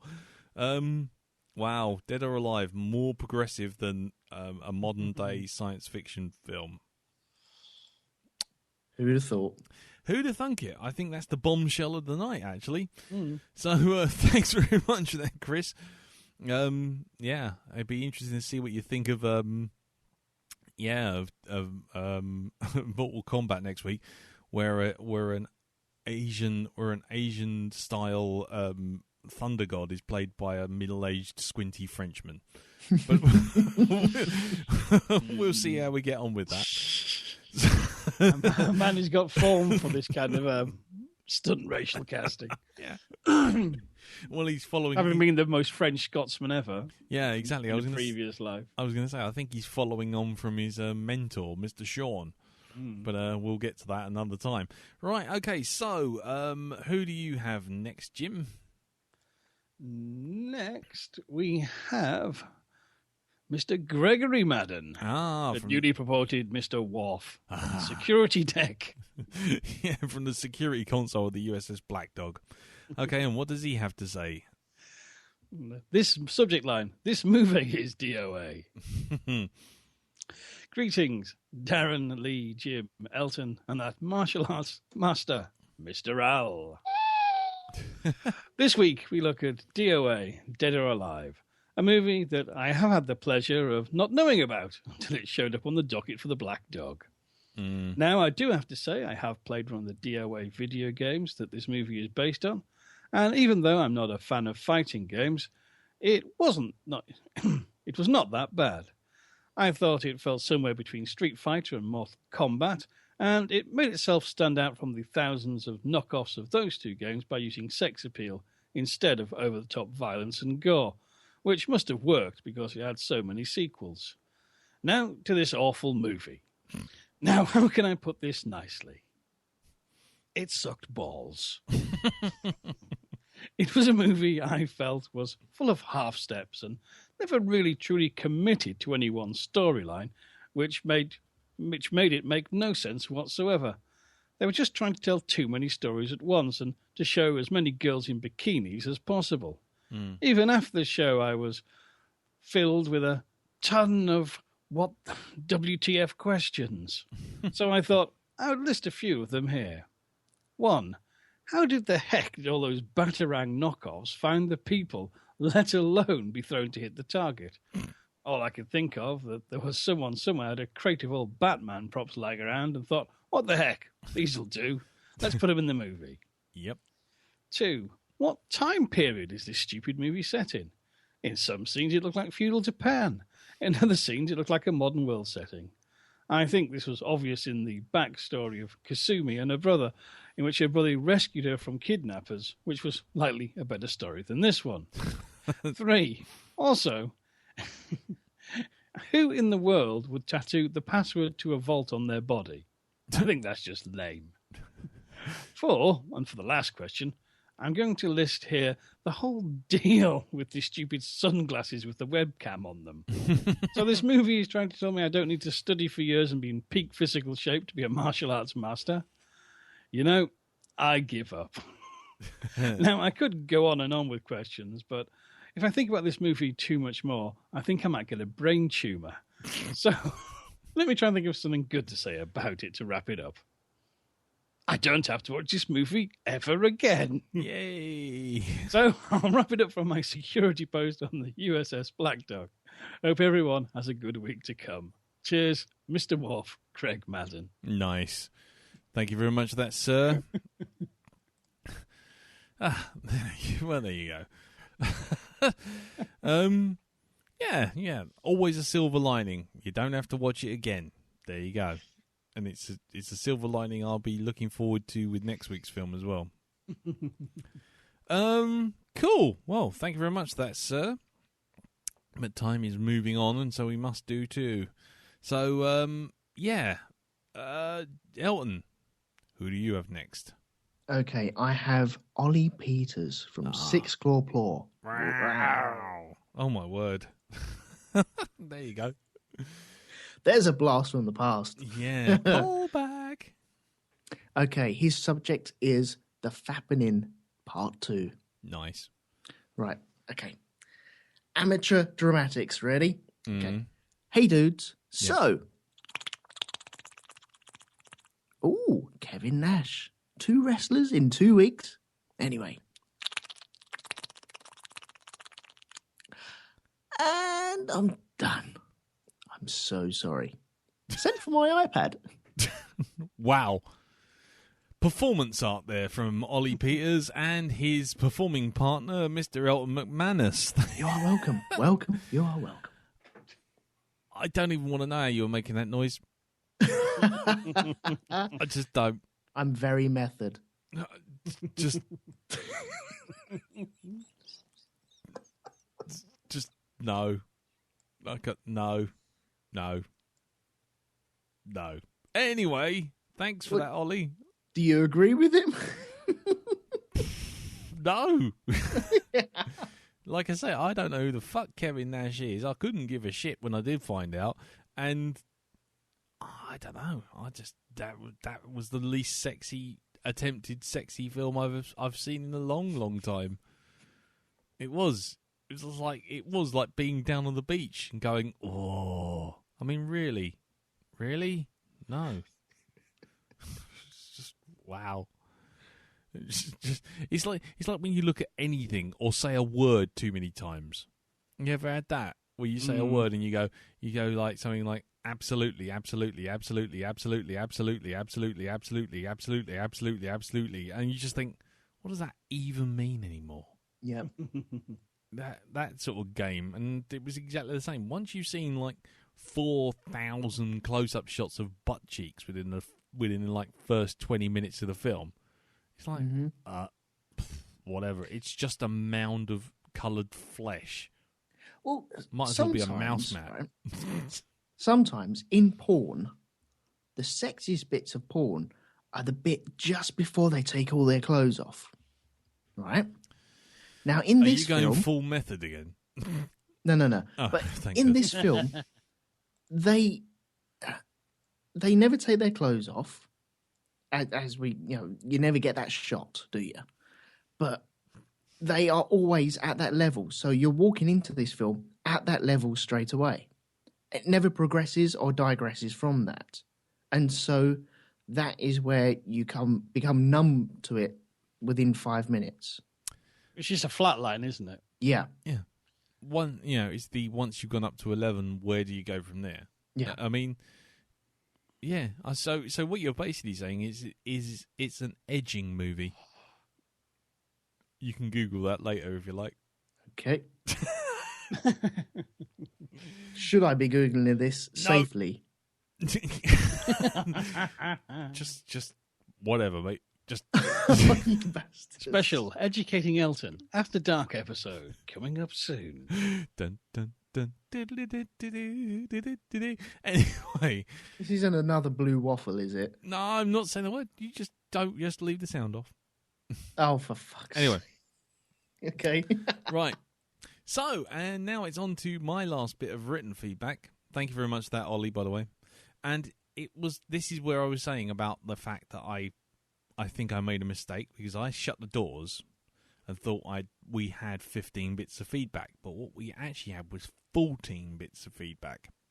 So, the person who said, when I shut the doors, but it was Tuesday, because his feedback didn't get in through the door, actually got his feedback in through the door, which is Mr. Russ Whitfield, who, just to give you a bit of back history for those of you who are newer to the cast, he's an author who writes historical fiction, usually revolving around the sort of Roman era and sort of the Grecian Spartan gladiatrix as well, yeah, which we will never let him forget. And when I was on Sci-Fi Now as one of the writers for that magazine, and also as one of the senior forum members, Mr. Whitfield was he was the constant yin to my yang when it came to films of Paul W.S. Anderson, and he has since followed me all around the internet talking about this guy. So let's just, now you got a bit of back history, now you got a bit of understanding, let's go forward, because I can almost guarantee you what this feedback's going to be like. So he writes, W.S. Whitfield's DOA dissertation. DOA is a deeply philosophical movie, one of the first in its genre to challenge the gender stereotype of female characters in video games.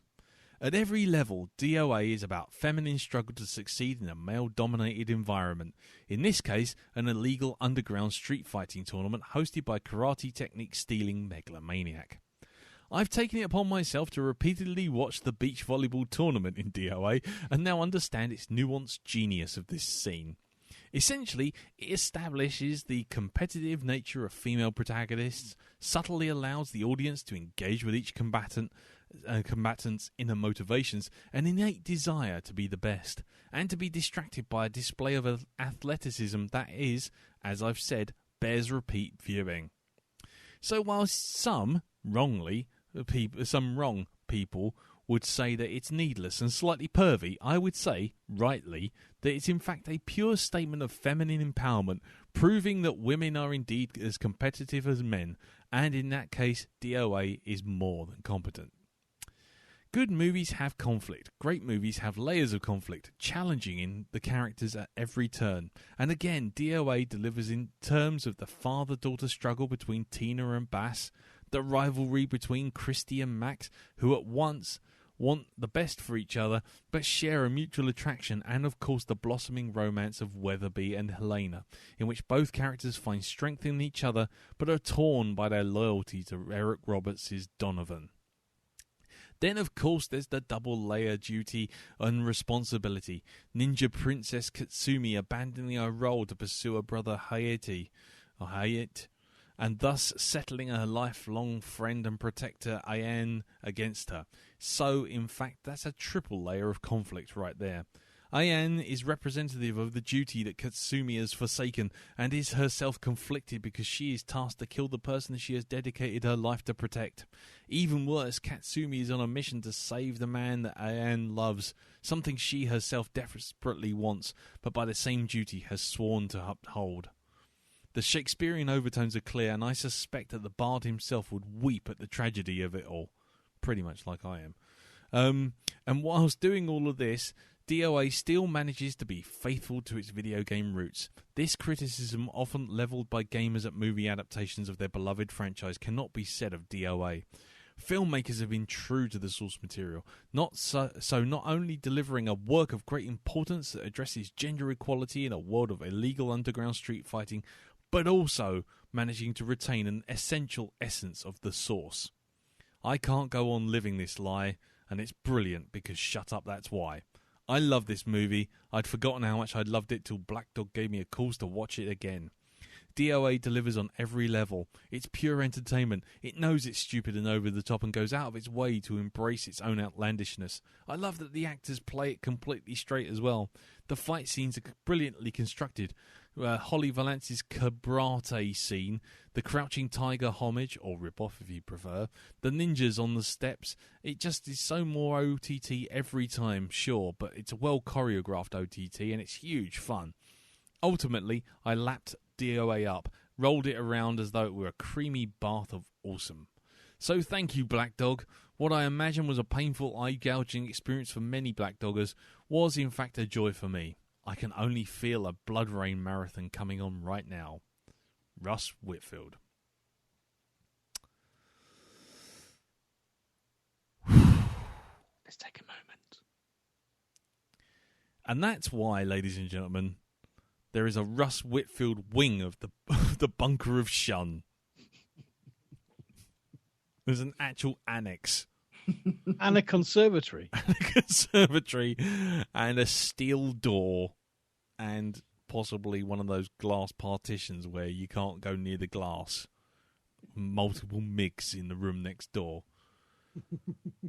Wow. He is the multiple MIGs of the Black Dog podcast. So, anybody got anything to address with that one? Well. Wow. So there you go. All you lovers of bad movies. I still think, like Jilly sliding down a window is probably a pithier tagline for the poster. Wanking like a safari park chimp. Yeah, I think both of those are a much more succinct summation of the movie, if I'm honest. But you know, I think Russ has done himself proud. But there you go, ladies and gentlemen. I salute his eloquence. Yeah, there you go. And yeah, for those of you who love bad movies, you now have a patron saint, I think. He's right there. Is this an official promotion? Yeah, patron Saint Russ. Yeah. In Paul W. The Anderson apostate. Oh, God. Don't give him those kind of ideas. He'll be back for fucking Mortal Kombat before you know it. Anyway, well, thank you very much for that, Russ. Yeah, I think. Get in the bunker. Shouldn't have let you out last time. So, over to you, Jim. Last piece of written feedback, sir. Yes, and it's from the science wing. It's Dr. Scum himself. Fred Lubnow. And what does he have to say? I'm not entirely sure where he's going to be going with this one. The subject line is, "What the fuck did I just watch?" Bringing balance to the force after Russ's one. Okay. Anyhow, Fred writes, "Hello, Blackdog crew. Hope all is well. The film DOA Dead or Alive, it should have been called DOA Dead on Arrival. Never saw this film and know nothing about the video game, so I went into this blind, and wow, what a piece of shit. First off, everyone sounded like Bane or Darth Vader. I think that was the result of the version I watched online. I wish I'd seen that. That'd be more entertaining." The film was completely and utterly pointless. Acting bad, dialogue terrible, story lame. And even with all that, it doesn't fall into the category that it's so bad it's good. I think the best one-word description is lame. I'm sure the target audience for this so-called movie was 13-year-old boys, but deep down in my heart, I know I wouldn't have watched this. I'd have rather watched Evil Dead for the 100th time. However, I did enjoy a few of the Three Stooges or Looney Tunes moves in the action scenes. Other than that, though, this film is like a wet fart. Annoying and serves no purpose. Yeah, right. Eric Roberts is a doctor. And, of course, there is a volleyball game. Almost a requirement for such a lame film. In conclusion, this movie makes Doom look like Platoon. I hope this movie is the bottom of the barrel of this month's lame video movies. Did I mention this film is lame? Anyhow, thank you, Blackdog. Wondering with trepidation what next week's film will be like. Fred, Dr. Scum, love no. Oh, dear. Well, I don't know if it gets better or worse, because it's been a very, very long time since I've seen Mortal Kombat. Mortal Kombat! And I've got to get that as a jingle to trigger every time we say Mortal Kombat. Mortal Kombat! Oh, God. Don't worry. It won't be annoying at all. I assure you.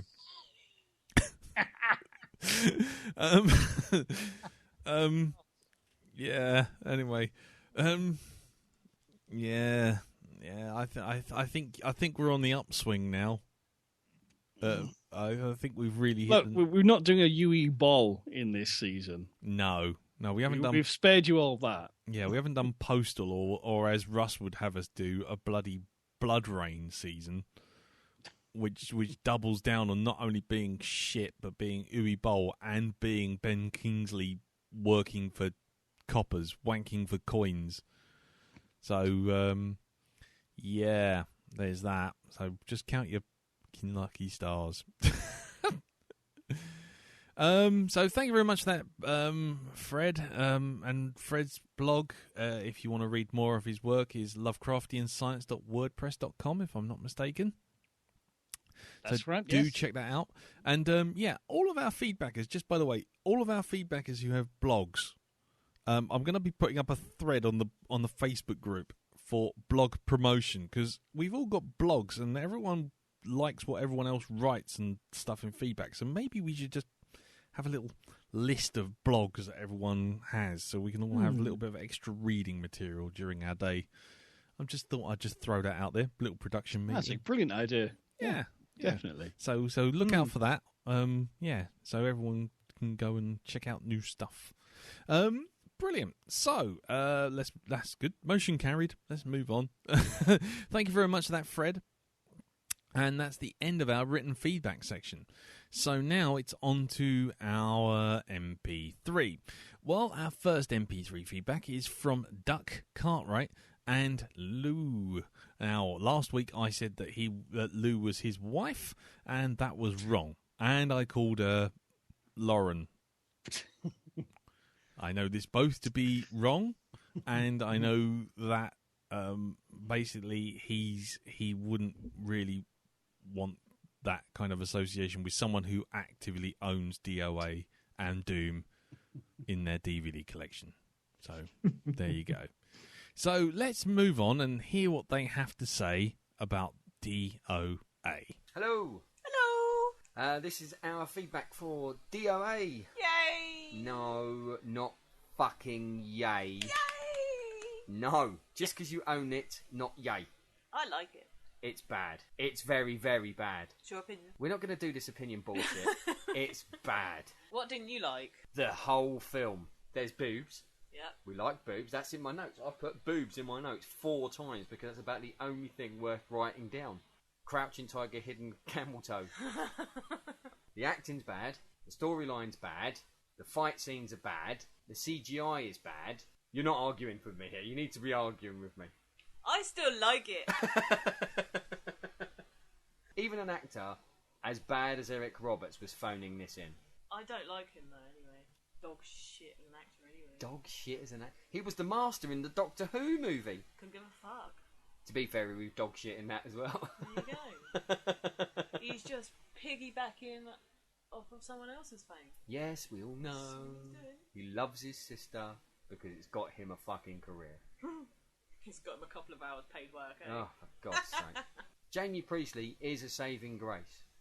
Because I like Jamie Priestley. And she's mildly amusing. But she knows how to act, like you said as well. Yeah, Holly Valance can't act her way out of a fucking paper bag. She might as well just stick to singing. Or at least try. Well, I was going to say, she can't fucking do that either. You said you like it. What's the redeeming things in the film for you? It's got lots of action in it. But the Fit women, lots of action. Yeah. I don't really care about the storyline.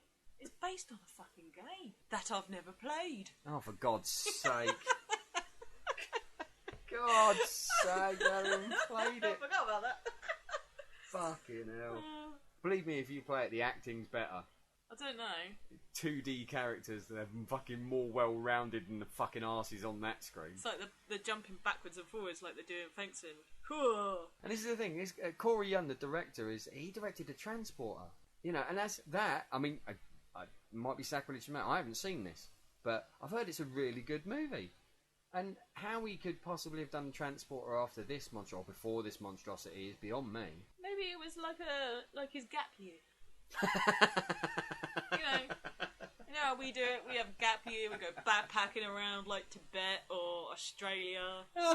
Maybe he turned around and went, "I'll have a gap year from doing decent films. Fuck it, do DOA just for Doug." I wouldn't say he did decent films before that. I mean, Transporter's all right, but from what I can tell, but the rest of his stuff that I've looked at isn't great. Holly Valance can't act. Jamie Priestley can. They're both quite pretty.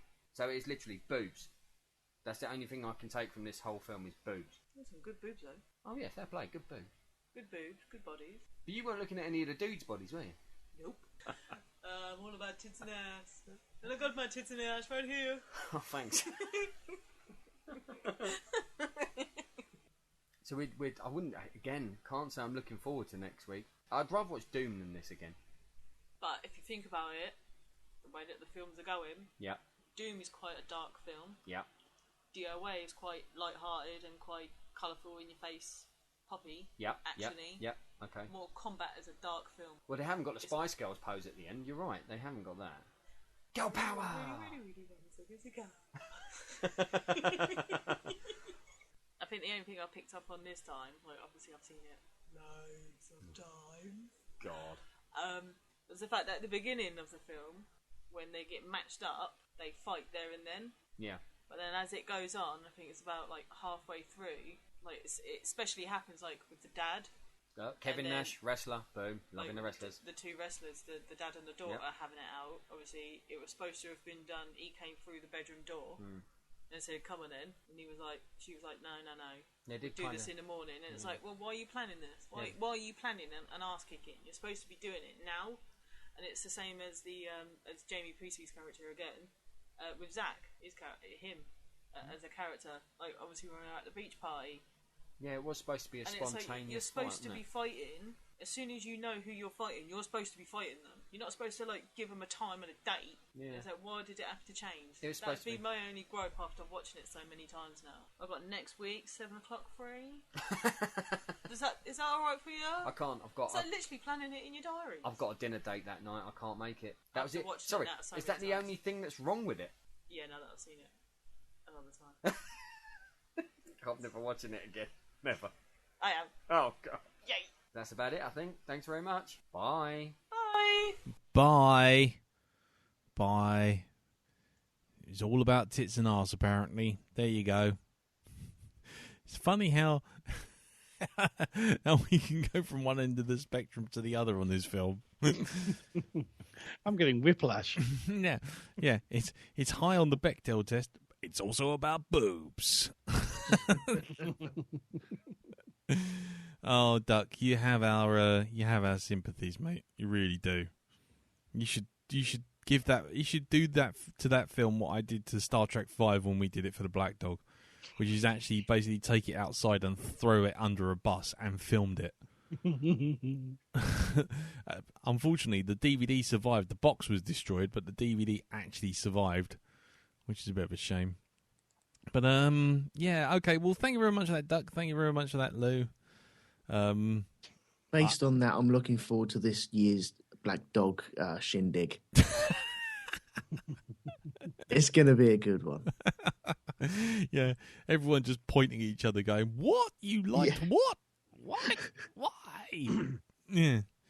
Oh, well, there you go. So it won't be an inclusive, nice pub event. It'll just be just a circle jerk of people just shouting at each other going, you liked what? I'd imagine so, yes. Get out from in front of my eyes, you unclean beasts. No, anyway, that's probably a little strong. Anyway, thank you very much for that, Duck. Thank you very much for that, Lou. And let's move on. So our next piece of feedback is actually our first bit of feedback we received for this film, which literally arrived as Doom did. As we were recording Doom. It's that far ahead. And that's Michael the Belly Stapler Cornet. Now, when he recorded this, I guess he didn't have a job. But we can tell you from what we just seen on Facebook, he's actually got a job. So congratulations, that man. Yes. Well deserved, sir. Yes, exactly. Well done, that man. And you can read his blog, dustandcorruption.blogspot.com. But before you do that, let's hear what he has to say about DOA. Good evening, Black Doggers. Good evening to Lee, Darren, Jim, and Elton. This is Mike Cornett, the Belly Stapler, your man in Baltimore. In a good mood. I had a couple good job interviews. Had a really good one this morning. I had a great one Friday. So maybe by the time you guys hear this, I'll have some even better news to report.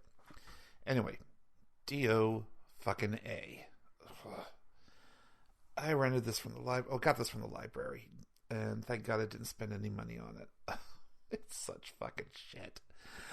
All these martial arts fights that just stop being impressive after a while because you know there's a bunch of stunt people involved and you know there's a lot of special effects and you know there's a lot of trick editing. Fuck all that. The dialogue is fucking painful. It fucking hurts seeing people say these lines. It's such shit. It reminded me of the bad martial arts films with the terrible dubbing that we used to get on Saturday afternoons on cheap U.S. channels. And then there are times when they really like are going for a cartoonish thing, you know, like this guy gets clobbered and you hear little birds chirping, tweet, tweet, tweet, you know. But then they have all this serious drama of, oh, I'm trying to find my brother. Oh, fuck that. And there's just no balance there, and they can't balance it because they just don't go together. There's times when they really seem to be trying to crib from better movies. There's the big martial arts scene in the bamboo forest, and I kept thinking they're ripping off Zhang Yimou's House of Flying Daggers, which I loved. I mean, just the way the color saturated the film. If you haven't seen it, see it. Most of you probably have. But it's a wonderful, impressive film. And in this, I just kept thinking, they're just ripping off House of Flying Daggers in this scene.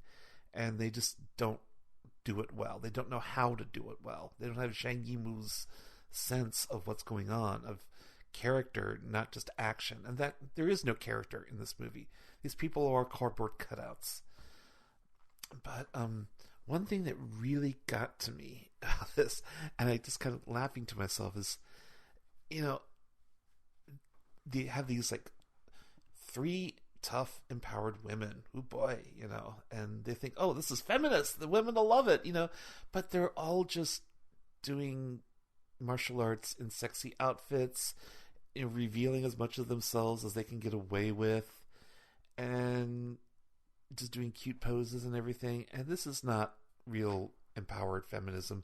This is just a really sexist person's view of what empowered feminism will look like if it's just engineered to appeal to a bunch of horny teenage boys.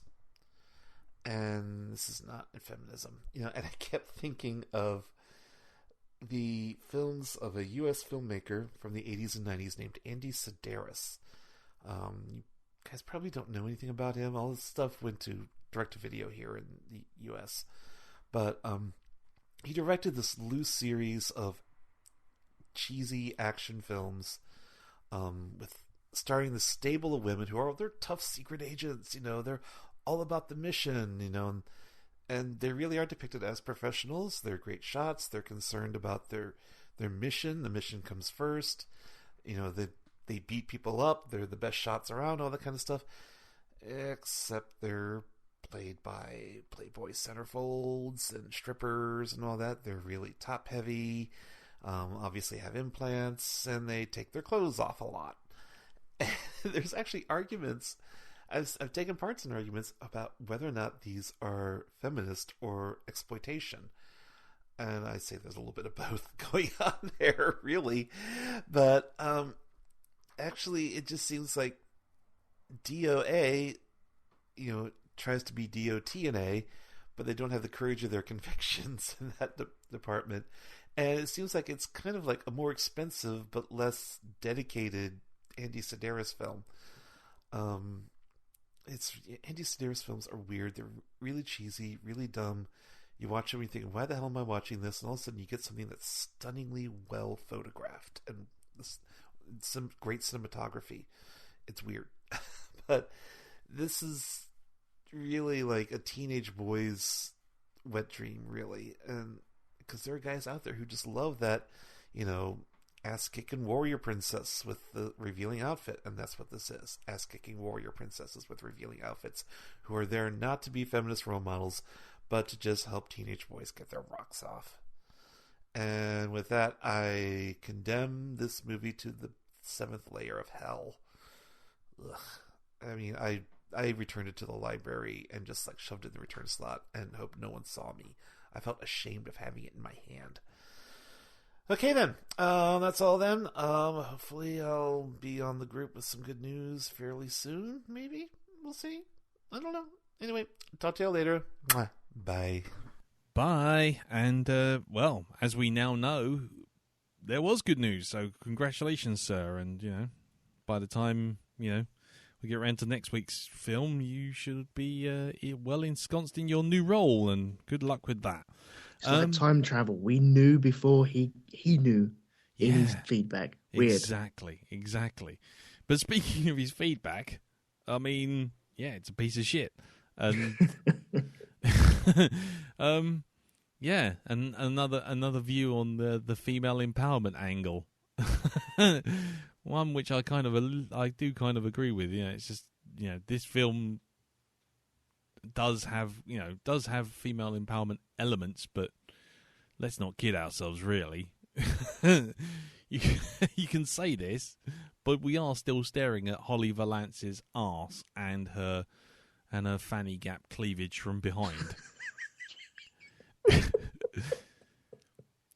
You can't avoid that.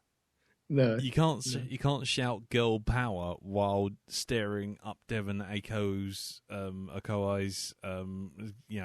split leg over the head crotch shot. You can't. That wasn't the aim of the film, was it? That wasn't. Yeah, you weren't supposed to sit there and go "girl power" by the end of it, I suspect. Yeah, I love the way that he's reminded me of the quick drop off at Blockbusters as well. Yeah, the quick drop, hoping that no one will see you as you throw it through the letterbox and run like hell, forgetting the fact that your card was still tied to the rental, so they still know it was shit, you. Yes. But so you throw it through the letterbox and then have to go into the shop to get your card. Exactly. What's the point? But yeah, the House of Flying Daggers thing. Yeah, I mean that. In the shot in the forest, it was just totally ripped off. And I think I mentioned that last week before we did this film. it's just, DOA doesn't even have the good goddamn grace to actually copy something and do a good job doing it. Yeah. Well, in that copy as well, the way it ends, it's a massive hard cut from the forest to the stadium or the actual complex that they're staying on. Yeah. It's just such a jarring hard cut as well. The lady with the purple hair, she's climbing up a tree and just about to get away. And then it's just hard cut. Oh, everyone's over there. Yep. Doesn't work very well. No, not really. But show me what does work really well in this film. Yeah, really, you got a point. Yeah. Not even as cheap sub-Channel 5 knockoff porn does this even work. No, maybe that's where the commercial goes. Yeah. Between the thigh gap. God's sakes. Anyway. 44! Oh, dear. Right. Okay, well, thank you very much for that, Michael. And again, congratulations to you, sir. And if you do want to listen to more or read more of Michael's stuff, go to his blog, which is dustandcorruption.blogspot.com. And as I said before, I will be putting up a thread on the Blackdog Facebook group for people to share their blogs and blog information, because there's lots of rather talented writers in the audience, and I think they should share their stuff. So there you go. Right, okay, so moving on to our last bit of feedback. Well, our last bit of feedback is, of course, Drew and Tracy. I'm sure they loved this film. Exactly. So that was DOA. Yeah. Part 2 of... No. Oh, yeah, the terrible games or whatever it is, yeah. I'd never even heard of this one before, had you? I think I'd heard of the game before, yeah. I think it's a fighting game, which I think, as the film has not got much plot, you can tell, can't you? Are you being sarcastic? No. Oh. I thought they were all fighting games. No. Yeah, well, Doom was shoot 'em up, wasn't it? Yeah, exactly. And this is a fighting game. Yeah. What did you think it was going to be? Well, I don't know, like Mario Brothers. Get away. I think about halfway through is both like, oh, this isn't too bad. It's all right. Some foxy chicks in there and all that lot. But the more I didn't say that. The more it went on, like the worse and worse it got. Do you reckon? Yeah, and by the end I was just like, this is bloody awful. To be honest, I had no expectations of this film, but it wasn't half as bad as I thought it was going to be. Oh goodness! It was like the Poundland Charlie's Angels, wasn't it? Well, I did write down at some point this was Charlie's Angels meets Street Fighter meets Karate Kid meets Kill Poundland Bill meets the Goonies at the end, where they were going down that chute into the water. But I just thought it wasn't that bad. No, it was awful. I did like Tina, the Texan lady on the yacht when we first saw her. My kind of woman necking a can of PBR, laying out in the sun. I thought, that's a right chav there. But then I thought, hang on a minute, love. You're the chav recognising a can of PBR from the telly box when it hasn't even got the label on it. So, in my face. And how the fuck, right, does Christy, a.k.a. Holly Valance, come out of a shower with full makeup on? I don't know. I always go on about mascara and stuff like this, but any woman knows that you set foot in a shower or even a steam room with mascara on, you're coming out like a panda. But she comes out boo-hootiful. It's not right. They shouldn't portray stuff like that. It just gives women false hope. Don't like it. I didn't mind this. For a cheesy fighter game. Well, fighter film about a game that I'd never even heard of. I thought it was alright. No, pretty awful. You're not even making eye contact. You're like, it's rubbish. It's crap. Yeah. Alright then. I'm sorry then you didn't like it. Nope. What's the next one then? I don't know. Hopefully something better than this, but I don't think so. Wishful thinking. Fingers crossed. Alright. See you later. Bye. Wishful thinking indeed. Yes. Well, thank you very much for that, guys. Yeah, Poundland Charlie's Angels. God, dear. They've all everyone's coming up with a good catchline today. Yeah. I was going to say the old posters, the old poster tagline's going to be all over this. We won't actually have any posters at all. Just be nothing but very clever taglines. So if they'd had us in the marketing department, Yeah, that's it. We would have sorted this right out. It's like throwing jelly at a window. I was wanking like a safari chimp. Poundland, Charlie's Angels. It's all there. Yeah, love it. Oh, well, there you go. Well, that was DOA. Thanks for everyone to sending your feedback. Thank you for your MP3s and your written feedback. All much appreciated. But that's the end of that. So, time to tell you before we go what we're going to be covering next week. Well, if you hadn't guessed from me saying it repeatedly throughout the cast, we're going to be doing Paul W.S. Anderson's Mortal Kombat. Mortal Kombat! Based on the fighting game. Actually, it seems to be fighting games this week. Fighting game, which was a shit fighting game to start with, and became a shitter fighting movie with Christopher Lambert as the aforementioned Asian themed thunder god who just happened to be French. Has anyone else seen this film? I have. I have, and I've reviewed it with Jim. Oh my word! What, for Witless? Yeah. Yes. Oh God! I knew this had happened one day. It had to happen one day. Well, you know, you knew the risks. Yes. Get involved in too many film podcasts, you're going to have some overlap. So, so we'll be expecting some reasonable feedback from the Shitfinder General then as well, shall we, Mr. Chris Johnson? I hope so. I really do hope so. I can't remember a single jot about this film, which terrifies me.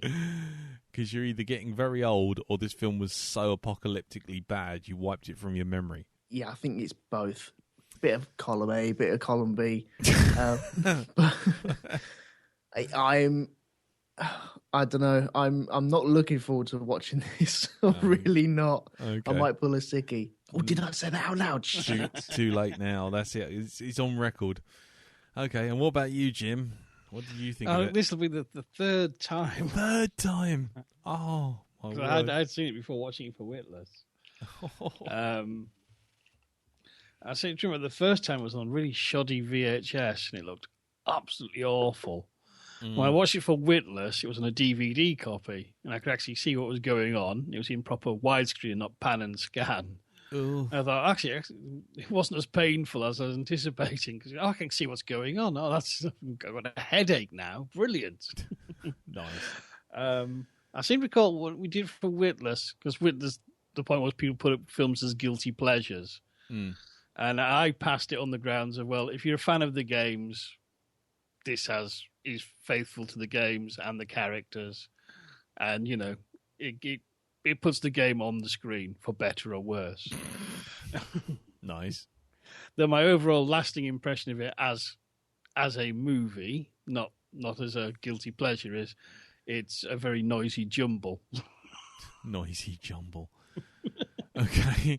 That's not... With a list of a camembert.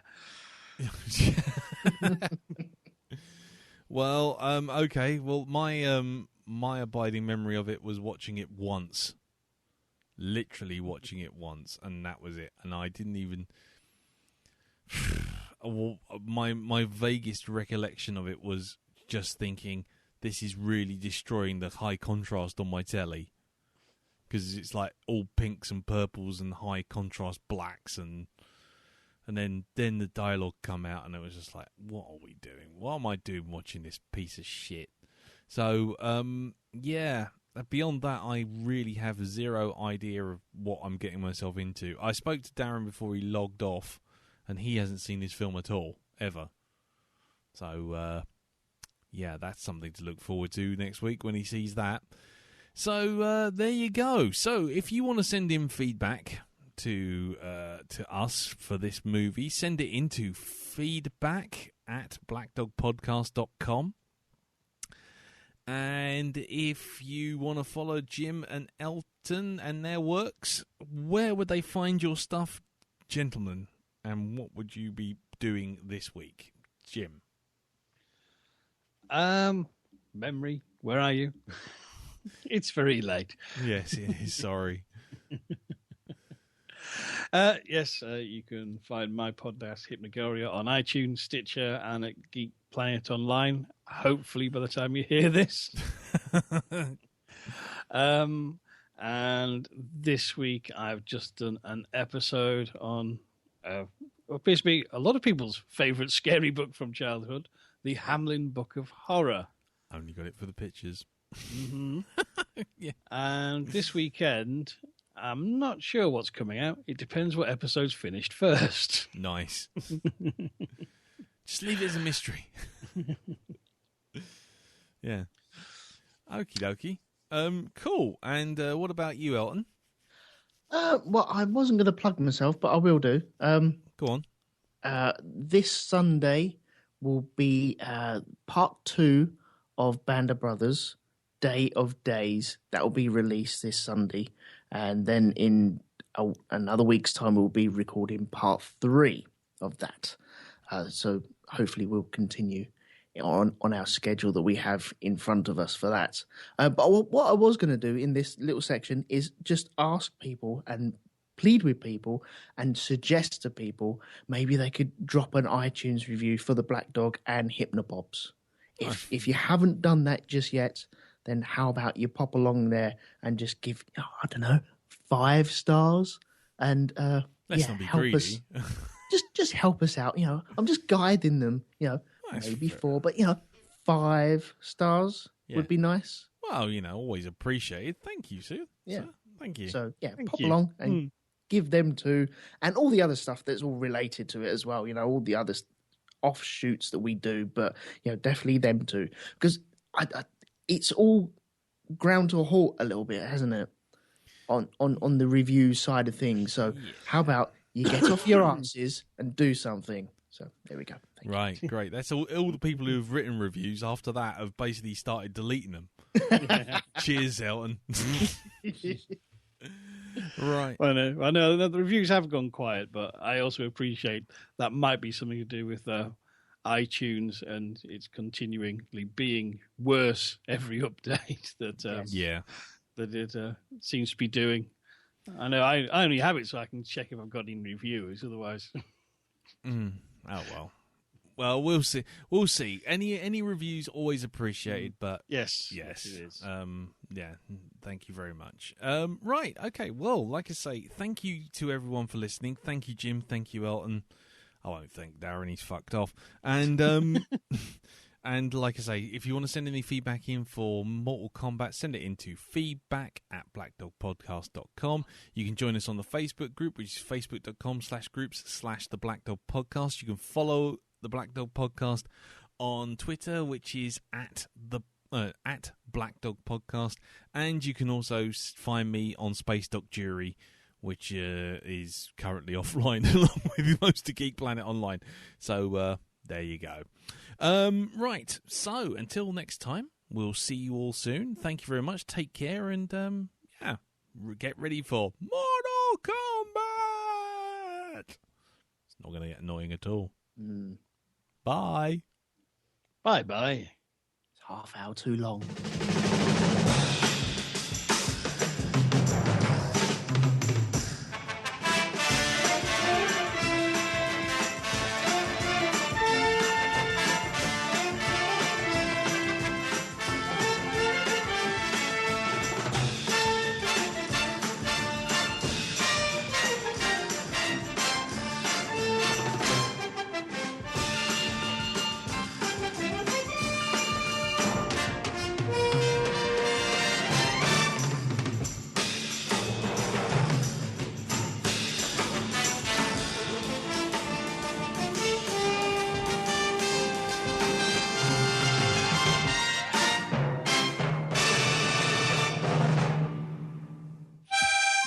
Oh, bollocks to it.